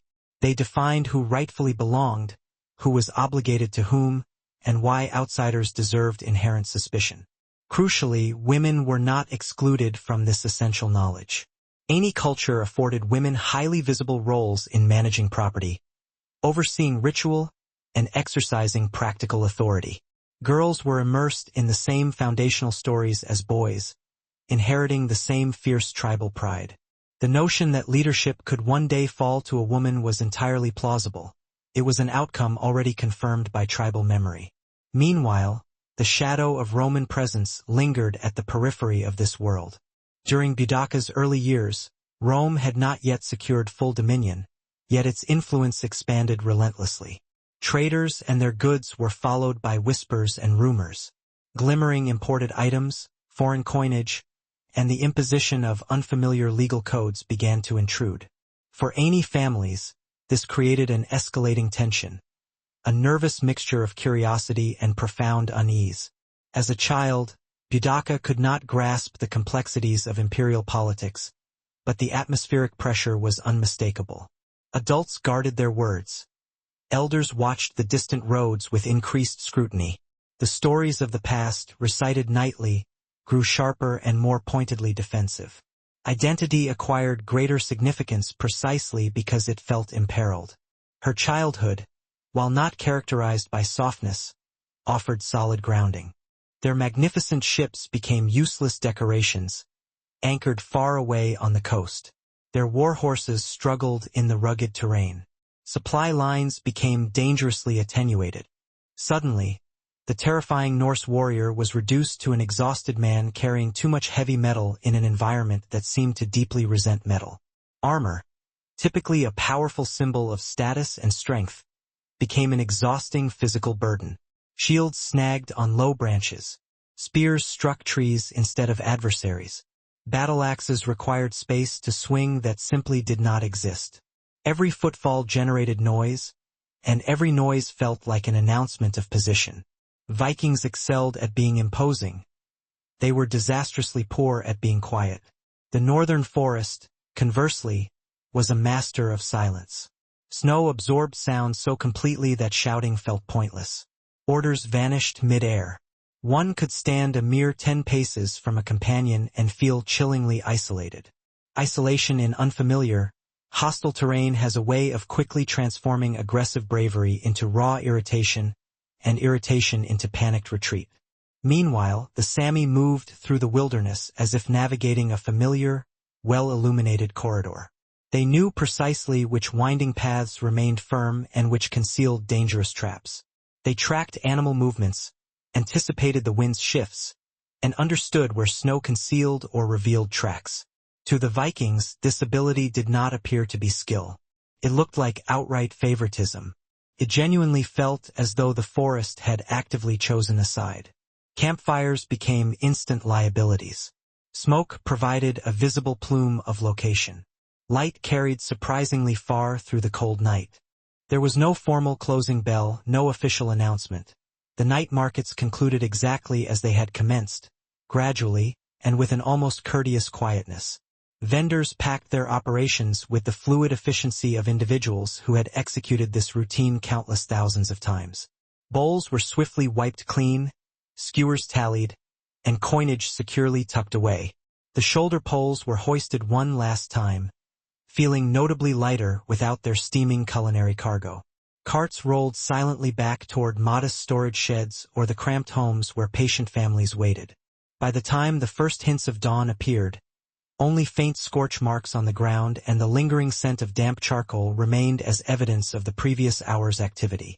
For the city's governing structure, this total disappearance was absolutely essential. The streets needed to revert to their daytime persona. Orderly, easily passable, and strictly unmarked. Edo tolerated the night food because it left no permanent scars. It nourished the populace without attempting to claim or alter the public space. For the patrons, the memory of these meals persisted long after the stalls themselves had packed up. A quick bowl of noodles consumed beneath a bridge, a savory skewer of eel eaten while standing in the rain, a dumpling shared while awaiting a ferry. These fleeting, ordinary moments stitched themselves into the fabric of personal memory. They were repeatable acts of survival, yet profoundly personal experiences. Every resident possessed their specific favorite corner, their most trusted vendor, and their optimal time for eating. In quiet, pervasive ways, the night markets fundamentally shaped Edo's entire relationship with food. They normalized the practice of eating outside the home. They championed speed, simplicity, and assertive flavors. She grew up with an innate understanding of her land, kin, and history, knowledge that predated any awareness of empire, rebellion, or war. Long before she was forced to become a symbol, she was simply an Iceni girl, raised to remember her lineage and to never doubt where her allegiance lay. For an Iceni child, learning was not confined to a single space or scheduled moment. Education was total and constant, happening everywhere simultaneously. Hidaka mastered skills through observation, imitation, and direct application long before anyone labeled it teaching. From her earliest years, she was integrated into the rhythm of daily labor, not forced into servitude, but expected to contribute. Children followed adults into fields and pastures, absorbing complex routines through sheer repetition. They learned the quiet discipline required to move among cattle without startling them, how to recognize the onset of sickness simply by an animal's posture, and the necessity of respecting the boundaries that protected tribal resources. Mistakes were corrected immediately, often harshly, for survival permitted little room for leniency or indulgence. Girls acquired the same fundamental competencies as boys. Herding, food preparation, and basic tool usage were not gender-defined in youth. While brute strength was valuable, acute awareness was paramount. The tasks of carrying water, collecting fuel, and tending fires instilled both endurance and discipline. Cold, rain, and thick mud were constant companions, and complaints were useless. The landscape itself functioned as the greatest teacher. Children learned precisely which fields were prone to flooding, which paths held firm after heavy rain, and which woods offered refuge or concealed danger. These were not abstract lessons. Misinterpreting the landscape meant wet clothes, lost livestock, or worse. Budaka would have learned to interpret the surrounding terrain with the same acuity others might apply to reading letters.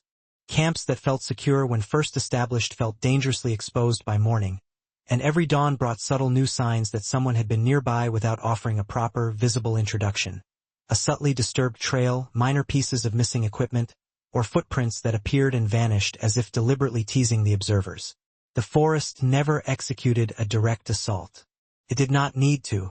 It simply slowed movement to a crawl, drained stamina, and steadily eroded morale. It reduced every meticulously planned strategy to a mere suggestion. The longer the Vikings remained, the more desperate the situation became. At a certain point, even the most battle-hardened warrior begins to suspect that brute force is no longer the appropriate solution. And when a culture founded on rigid domination realizes that the environment itself is entirely uninterested in being subdued, the correct response is not fury, it is immediate retreat.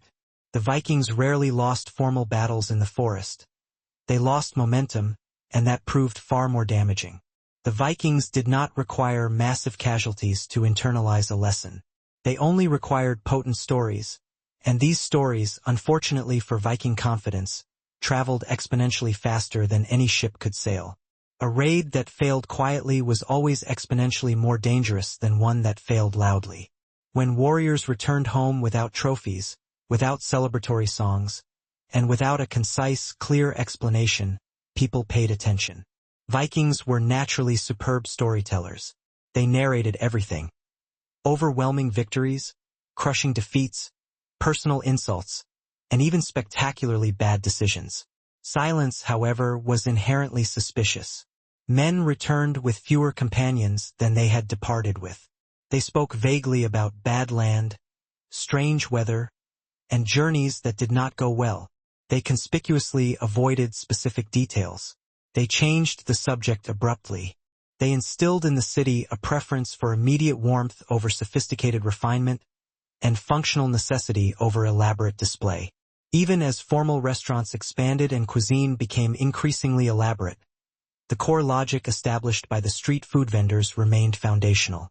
Most profoundly, the night markets belonged to everyone and no one simultaneously. They were not codified institutions, formal guilds, or traditions preserved in official writings. They existed purely because people required food, urban space was critically limited, and fire, though terrifying, was absolutely necessary for cooking. As long as those specific conditions persisted, so too did the markets.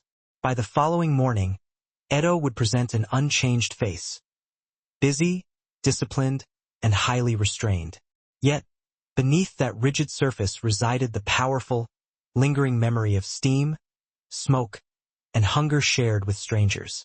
And when darkness inevitably returned, lanterns would be raised, charcoal fires would glow brightly, and the city would, once more, eat standing up in the damp night air.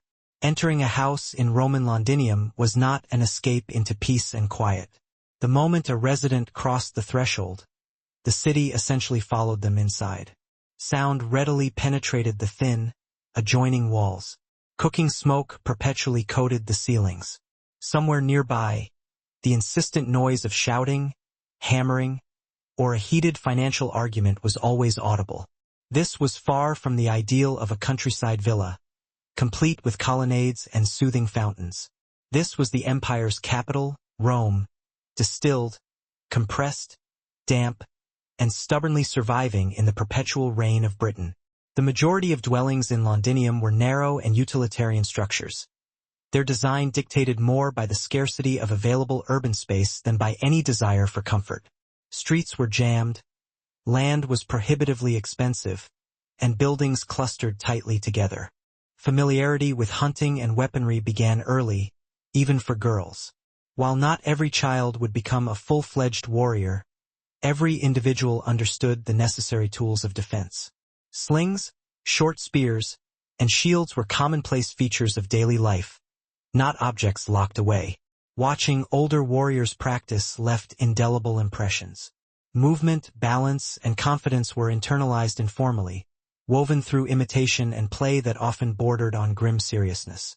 Mothers played a definitive role in this upbringing. Aini women were far from passive caregivers. They were active resource managers, key negotiators within kin networks, and the primary transmitters of practical knowledge. A girl learned not merely the mechanics of survival, but how to assert and hold her ground, both physically and socially. Roman influence subtly infiltrated even these intimate lessons. Imported goods began appearing in households. New implements and small ornaments sparked curiosity. Adults debated shifts in trade routes and the gradual reordering of power. Children listened intently, even when feigning disinterest. By the time Boudica entered adolescence, her education was substantially complete in its most vital aspects.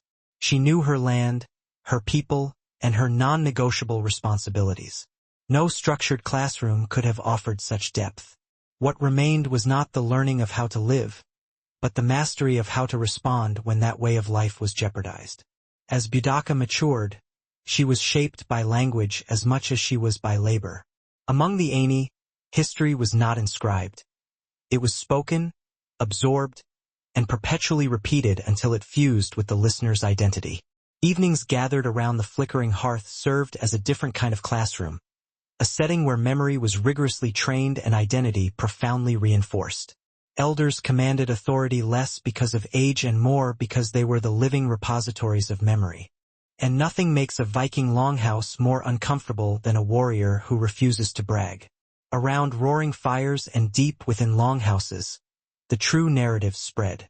These were not dramatic sagas, but cautious, low-voiced warnings. Asterisk: do not travel too far inland. Never go without a seasoned guide. Avoid camping in that specific spot.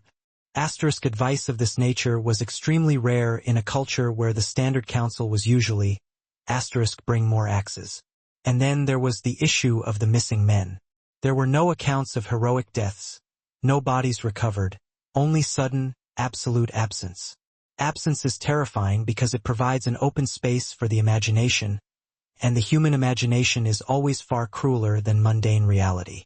A man who falls in battle is a known quantity.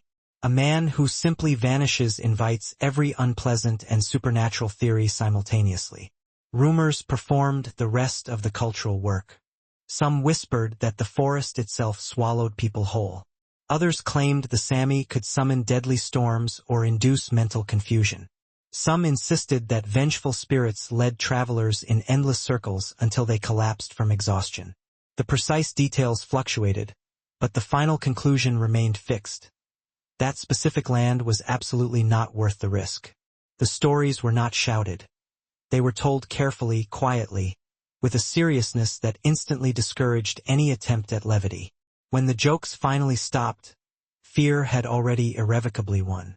Younger warriors listened intently. Experienced leaders subtly adjusted their routes. Traders became demonstrably more cautious. Maps were redrawn not with new ink, but through changes in ingrained habit. Ships were directed elsewhere. Expeditions selected easier, safer targets. No formal announcement was ever necessary. Vikings never declared their fear. They merely practiced it silently. Many houses featured a long, rectangular footprint that opened immediately onto the street. The front room frequently served a dual purpose as a shop or a workshop, meaning that personal privacy evaporated the instant the entrance door was unbarred. To live here was to accept that your residence was intrinsically part of the city's grinding commercial machinery. Natural light was a precious commodity. Windows were deliberately kept small and often sealed with shutters to guard against the persistent cold and potential thieves. Consequently, interior rooms depended on oil lamps, whose soft, yellowish glow provided only the barest resistance against the overwhelming gloom. These lamps consumed olive oil, a precious commodity shipped from distant Mediterranean shores, rendering illumination itself an expensive, imported luxury. The inevitable result was a constant atmospheric haze indoors. Soot steadily blackened the ceilings, and the walls absorbed the heavy cooking smoke, a toll that one's lungs could not ignore. The floors, however, presented a starkly different narrative. Even within the most modest Londinium homes, Roman cultural taste demanded a clear sense of order and identity. Simple mosaics or tiled surfaces clearly demarcated the living areas, physically separating civilized Roman existence from the pervasive mud and rain outside. Footwear was removed whenever feasible. Dirt was rigorously swept away on a daily basis.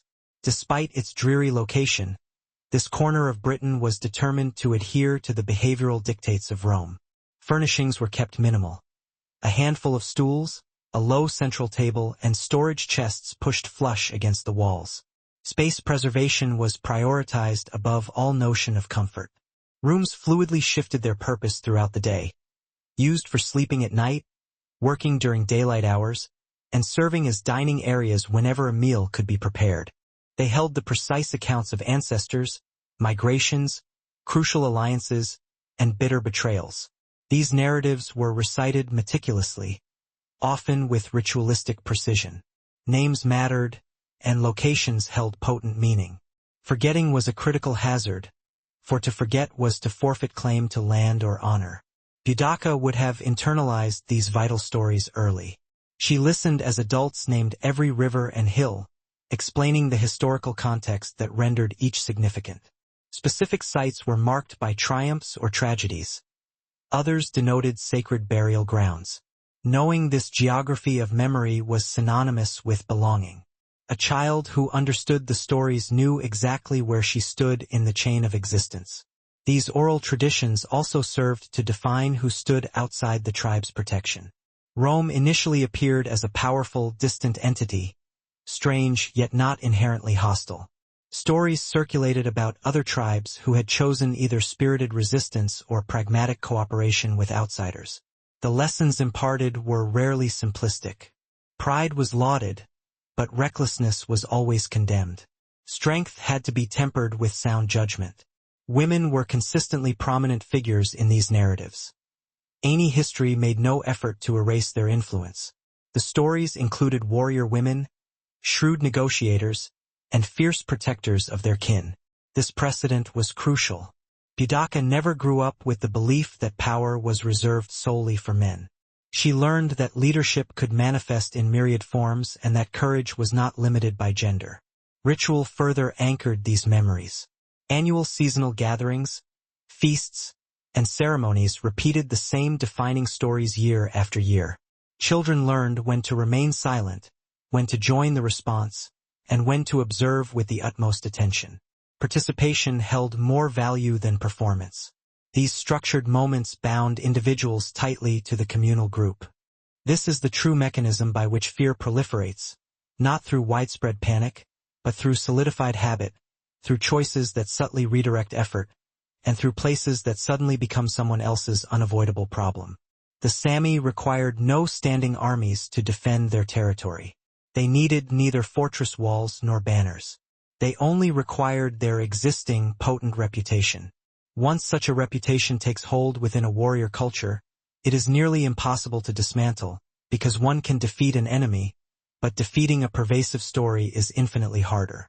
The Vikings never formally announced their terror. There was no proclamation, no council decree, and certainly no dramatic speech declaring, "We shall never journey north again." That would have been utterly humiliating. Vikings did not formalize fear. They internalized and practiced it silently. Instead, fear manifested through absence. Certain customary routes were suddenly discontinued. Specific hunting grounds became inconvenient. Certain crucial journeys were postponed indefinitely, which is the Viking euphemism for asterisk absolutely not. Asterisk maps were not erased, but those northern regions grew vague, filled only with empty space where critical details should have resided. When directly questioned about these lands, people responded with uncomfortable shrugs, short, evasive replies, or stories that ended awkwardly and abruptly. This quiet, collective behavior was crucial. Vikings were not subtle people. They celebrated victories with massive noise and mourned losses with dramatic lamentation. When something successfully frightened them, the sudden absence of noise became the loudest signal possible. Fear did not roar. It whispered, and everyone strained to listen. No warrior bragged about venturing deep into Sami territory. No one claimed glory earned there. Young warriors were actively discouraged from testing their prowess in those specific lands. Privacy was not a given expectation. It was a concept that residents quickly learned to dispense with. Roman pressure only intensified the need for these traditions. As Roman laws, taxation schemes, and military units expanded their reach, the elders delivered their narratives with an increased urgent emphasis. Identity had to be staunchly defended verbally before it could possibly be defended physically. Boudica absorbed this whole system. She learned who her people were, not through formalized instruction, but through deep cultural immersion. The past was not remote. It lived vibrantly in voices, gestures, and ritual. By the time she attained maturity, the stories were no longer mere lessons. They had become integrated into her basic worldview. When subsequent events required action, Boudica would never need to search for motivation. It had been seamlessly woven into her existence since childhood. Among the Aini, womanhood was never defined by enforced silence or seclusion. Boudica matured watching women who actively labored, debated, negotiated terms, and resolutely endured hardship. Strength was not only visible but openly expected. Girls learned early on that true survival demanded more than mere obedience. It necessitated unwavering resolve. Mothers were undeniably central figures in Aini life. They managed entire households, oversaw food stores, and reliably protected family interests when men were absent. Their authority was based on practicality, not just symbolism. A mother's daily decisions dictated the family's survival, and children quickly learned whose voice commanded true weight inside the home. Physical capability was never discouraged. Girls toiled alongside adults, hauling, lifting, carrying, and enduring the same harsh weather. Their bodies were conditioned by necessity, not by adherence to some abstract gender ideology. A capable, robust woman was a valuable asset to her family and a respected figure in her community. Frailty was certainly not idealized. Women also held critical roles in ritual and council.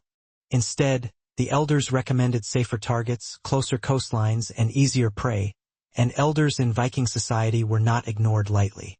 These were men who had survived long enough to possess opinions worth hearing. Even the sagas reflect this pervasive discomfort. The Sami appear only briefly, mysteriously, and often without clear explanation. They are described with noticeable distance, as if naming them too directly might invite dangerous attention. Viking storytelling thrived on vivid detail, calculated insult, and wild exaggeration. The restraint shown here is a profound admission. This is not how one writes about enemies they feel confident in defeating. Fear also reshaped social etiquette. When Vikings encountered Sami traders or guides, they conducted themselves differently. Less shouting, more deferential listening, greater general respect. The kind of respect that does not originate from a feeling of equality, but from paralyzing uncertainty. You treat people with extreme care when you possess no accurate measure of the power they actually command. And so, fear quietly settled into routine. Ships consistently sailed elsewhere. Expeditions turned back sooner. The northern borders remained deliberately undefined. No one needed to say anything aloud because the unified behavior conveyed everything. The north remained quiet, not because it was empty, but because it was systematically avoided. The Sami did not actively chase the Vikings away. They did not threaten them openly. They did not conquer a single territory. They simply remained exactly where they were, fundamentally unchanged, while Viking attention inevitably drifted elsewhere. And in a culture that defined itself entirely through aggressive action, that quiet, persistent avoidance was the loudest admission of defeat possible. Fear rarely screams. Sometimes it just forces a change in your long-term plans. The Sami never defeated the Vikings in any traditional, recognizable sense. They attended community gatherings, participated in formal ceremonies, and spoke openly in discussions that impacted kin groups. This visibility was important. Boudica would have witnessed women openly express disagreement, successfully persuade others, and steadfastly defend their own positions. Authority was not theoretical, it was actively practiced. Tribal stories reinforced this reality. Historical memory included women who had successfully organized migrations, defended settlements from attack, or provided essential guidance during moments of crisis. These narratives were never presented as rare exceptions. They were part of the functional structure of the society. Leadership was situational, earned by proven effectiveness and action, rather than restricted by sex. Roman culture offered a stark contrast.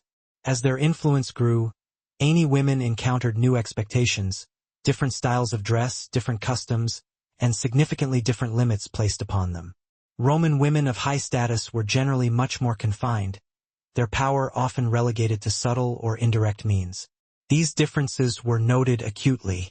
For Aini girls, this contrast served to sharpen their own cultural identity. What outsiders deemed improper or unfeminine, the Aini considered practical and honorable. Pride was often forged in opposition to Roman norms as much as it was inherited through tradition. Boudica's understanding of her womanhood was decisively shaped by these examples. She learned that strength could be openly displayed, her voice could be raised, and authority could be justly claimed when circumstances demanded it. Submission was never the default option.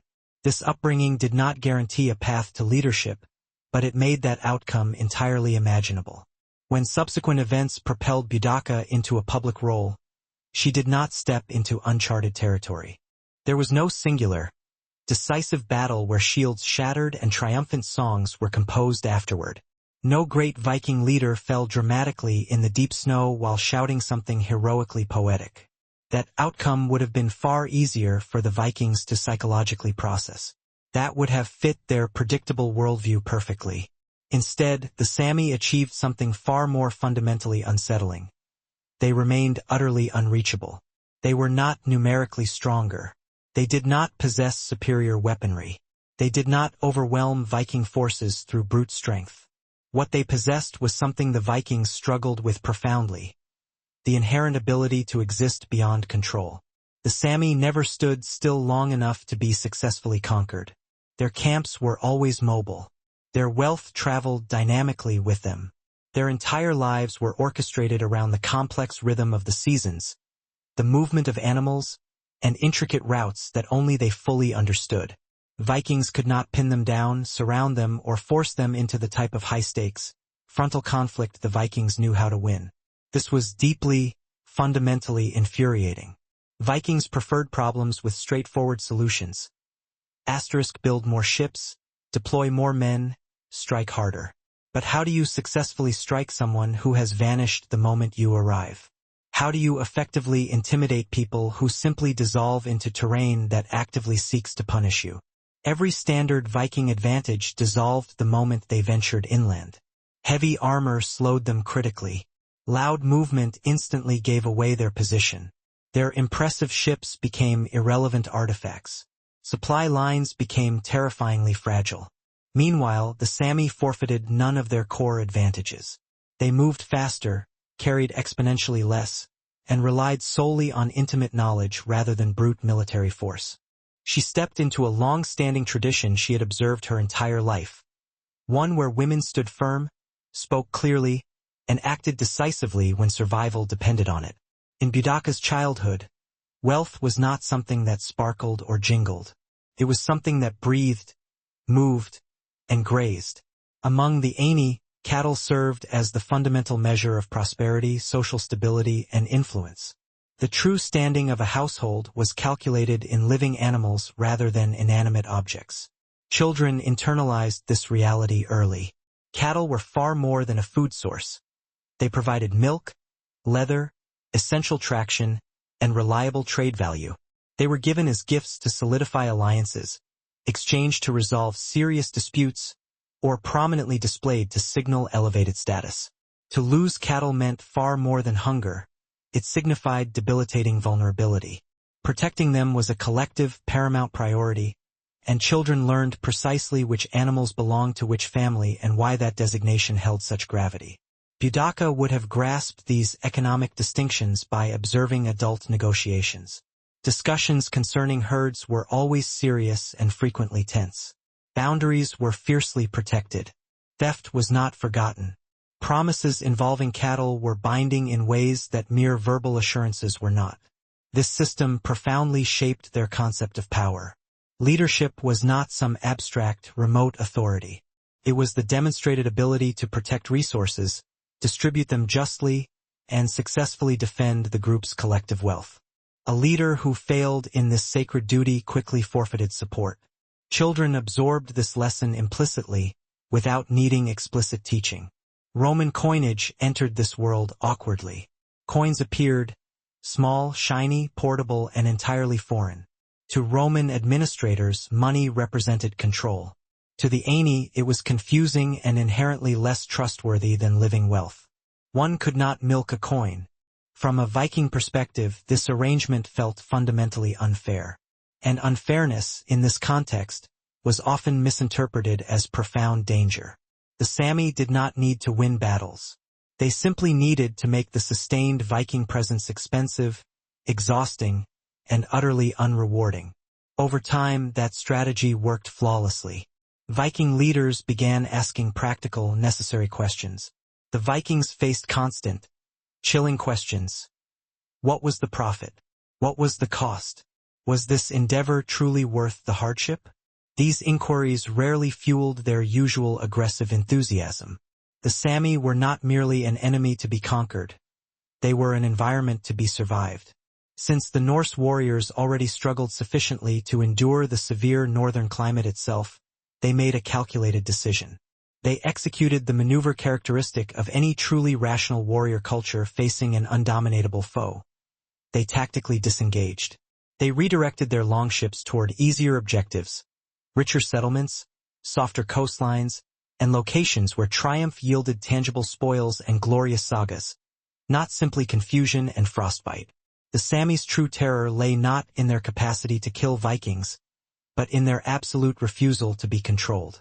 To a culture fundamentally predicated on domination, this inherent lack of submission made control a prize far more essential than mere battlefield victory. Despite their reputation for reckless shouting, frenzied raiding, and zealous axe swinging, the Vikings were, fundamentally, not foolish. They were certainly reckless and loud beyond doubt, but never truly stupid. They meticulously observed patterns, particularly those indicating the failure of men to return home. While Viking society heavily prized raw courage, it equally respected hard-won experience. Experience, in turn, possessed a subtle power for setting operational boundaries. One could not watch it multiply and grow. Its value rested entirely on foreign systems. Adults openly debated this crucial difference. Children listened closely. Boudica would have overheard arguments about trade, imposed tribute, and unwelcome financial obligation.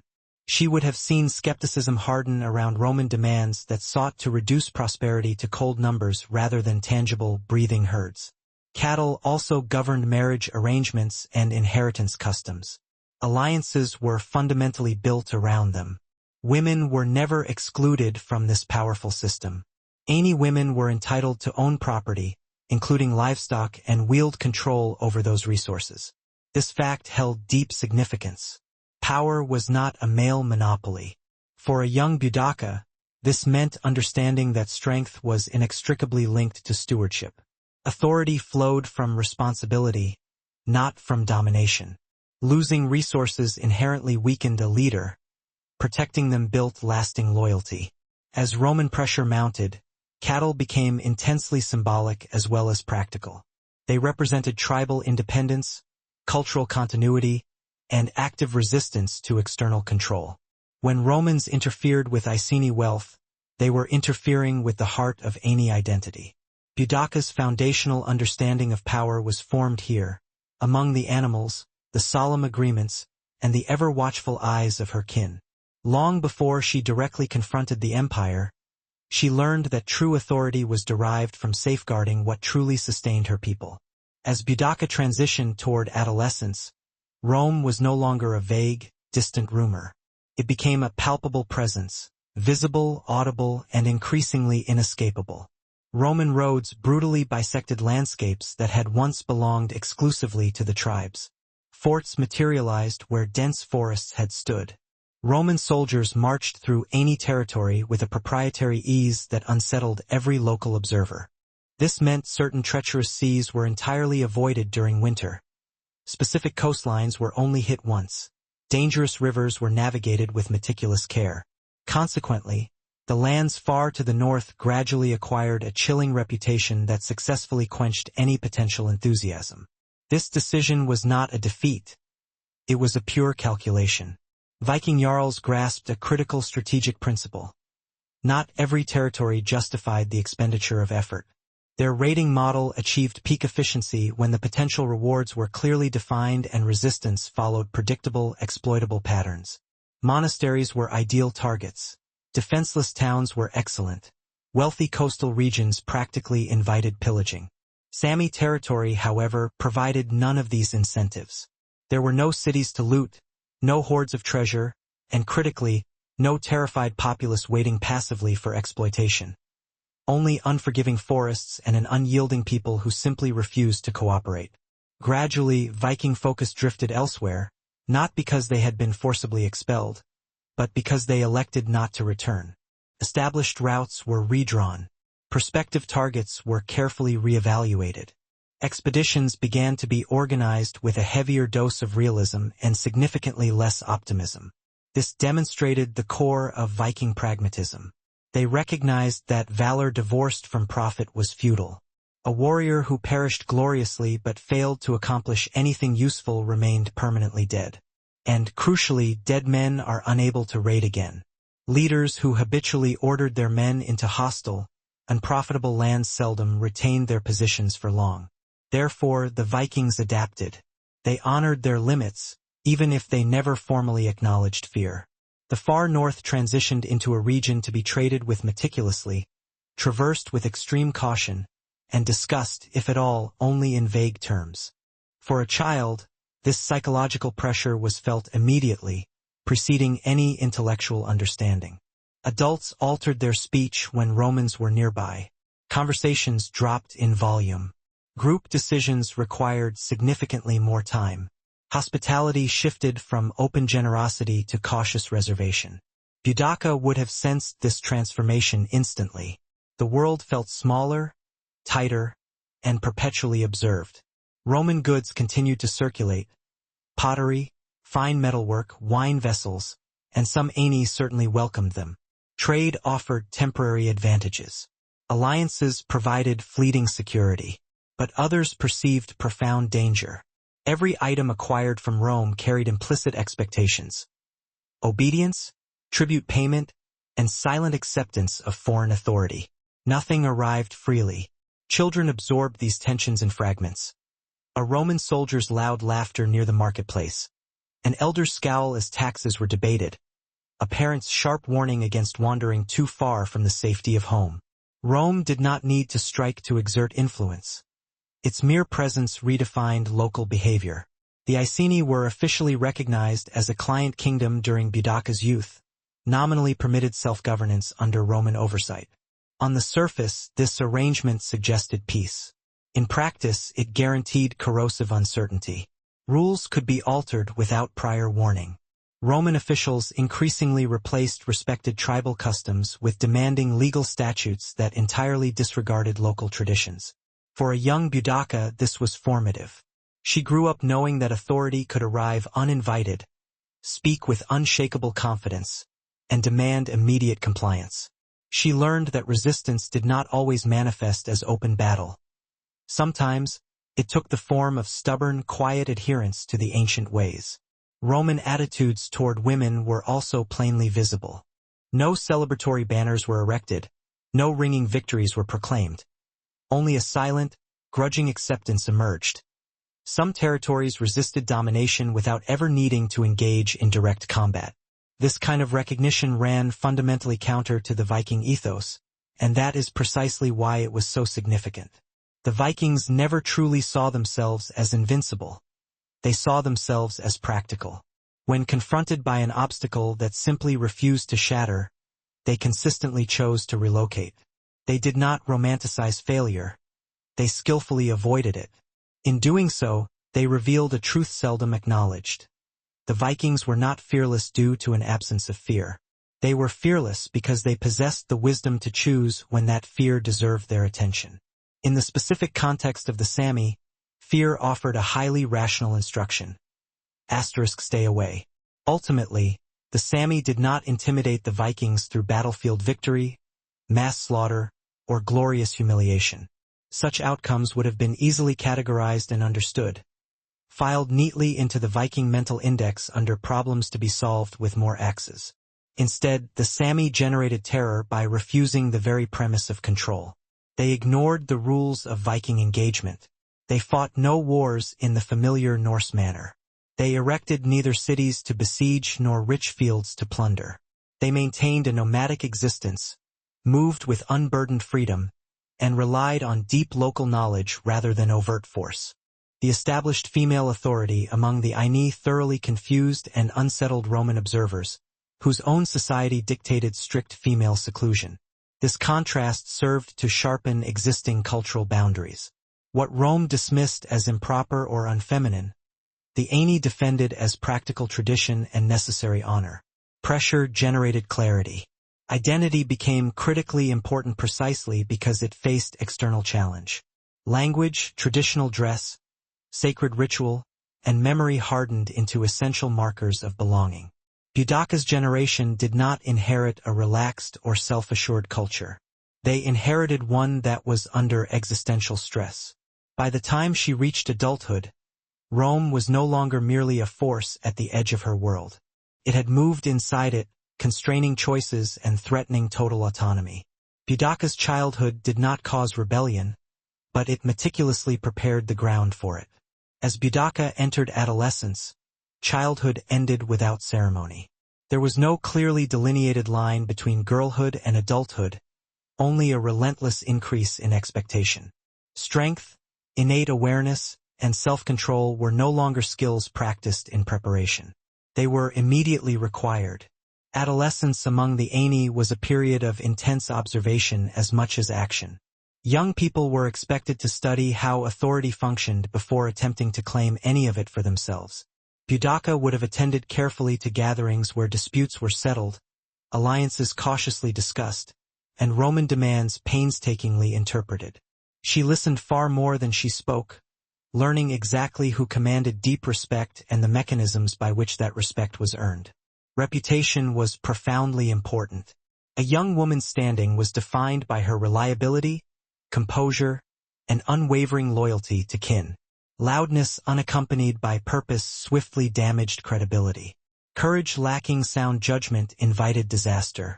Boudica learned to strike a difficult balance between imposing presence and necessary restraint, a crucial skill that would later define her leadership. Physical training continued informally. Endurance remained absolutely essential. Carrying heavy loads, skilled horsemanship, and long hours spent outdoors were routine. Aini women did not retreat from these demanding physical tasks as they aged. Strength remained an integral component of their identity. Adolescence was about the refinement of existing abilities, not their replacement. Marriage prospects entered the public conversation during this period, framed not in terms of romance but as political arrangement. Potential alliances were discussed openly. A young woman's lineage, her demonstrable character, and the strength of her family's resources mattered immensely. Boudica would have been acutely aware that her personal future carried weight that extended far beyond herself. Marriage was understood not as submission, but as strategy.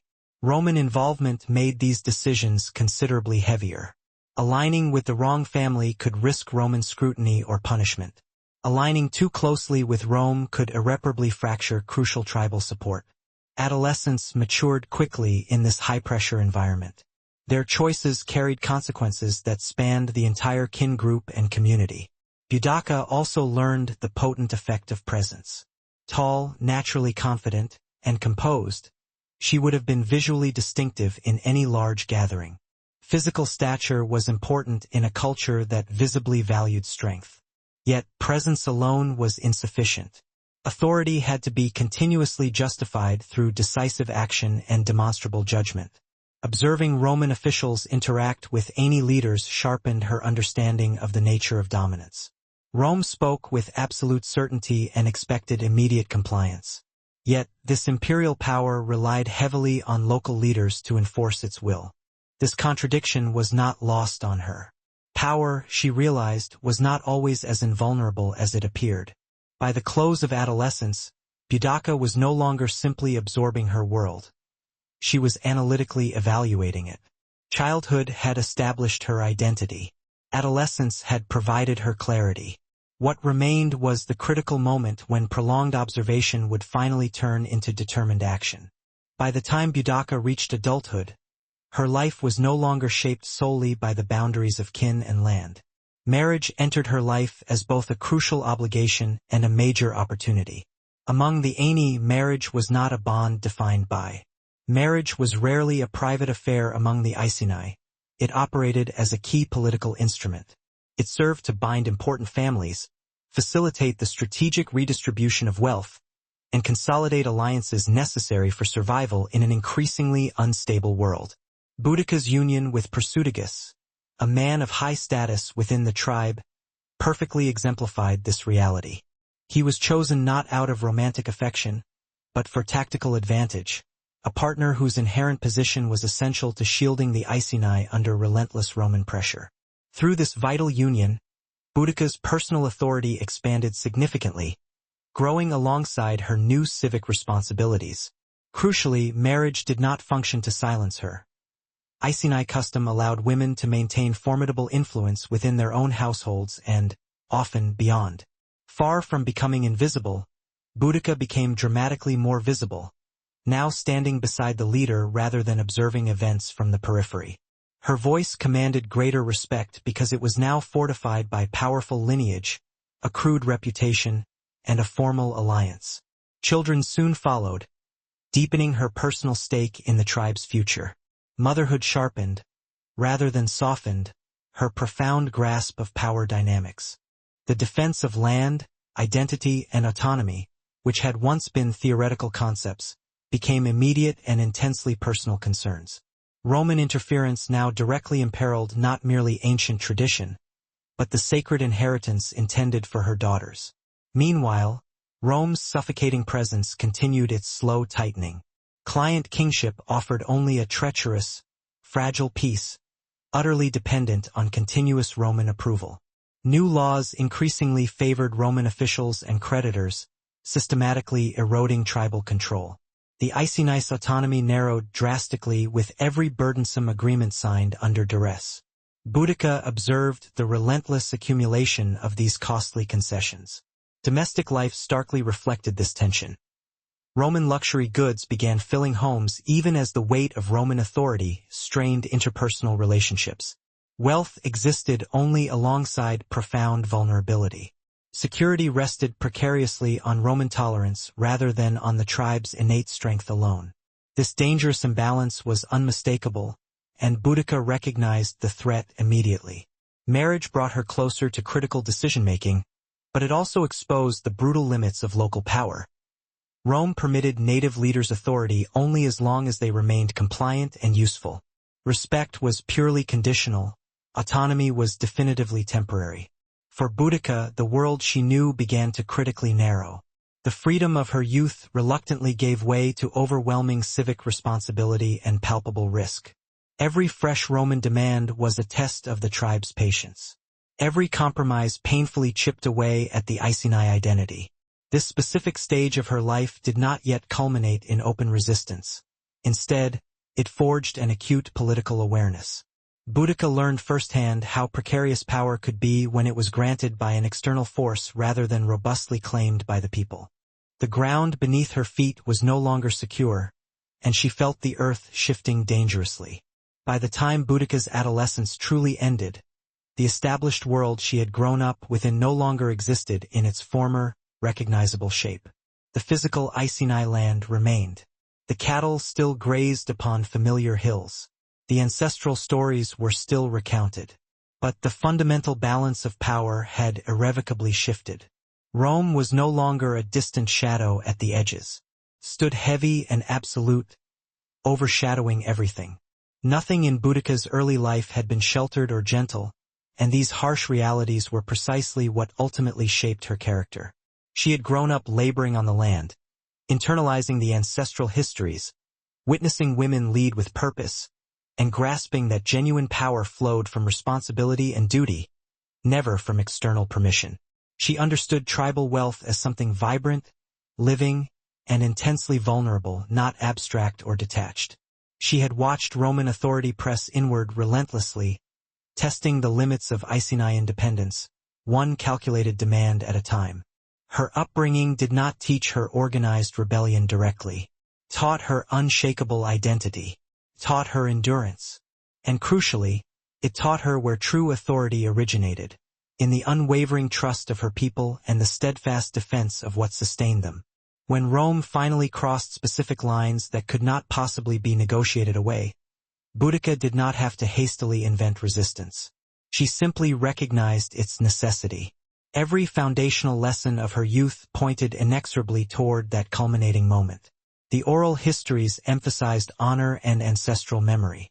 The mothers modeled formidable strength and iron resolve. The herds of cattle symbolized autonomy and sustenance. The relentless Roman pressure made compromise feel less like peace and more like irreversible cultural erosion.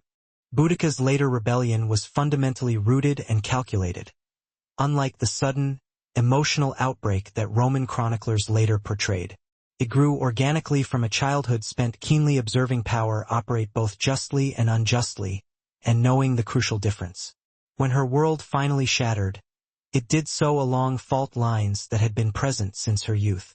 Rome may have deluded itself into thinking it was shaping a compliant province. Instead, it was shaping a leader who understood exactly what was being violently taken away.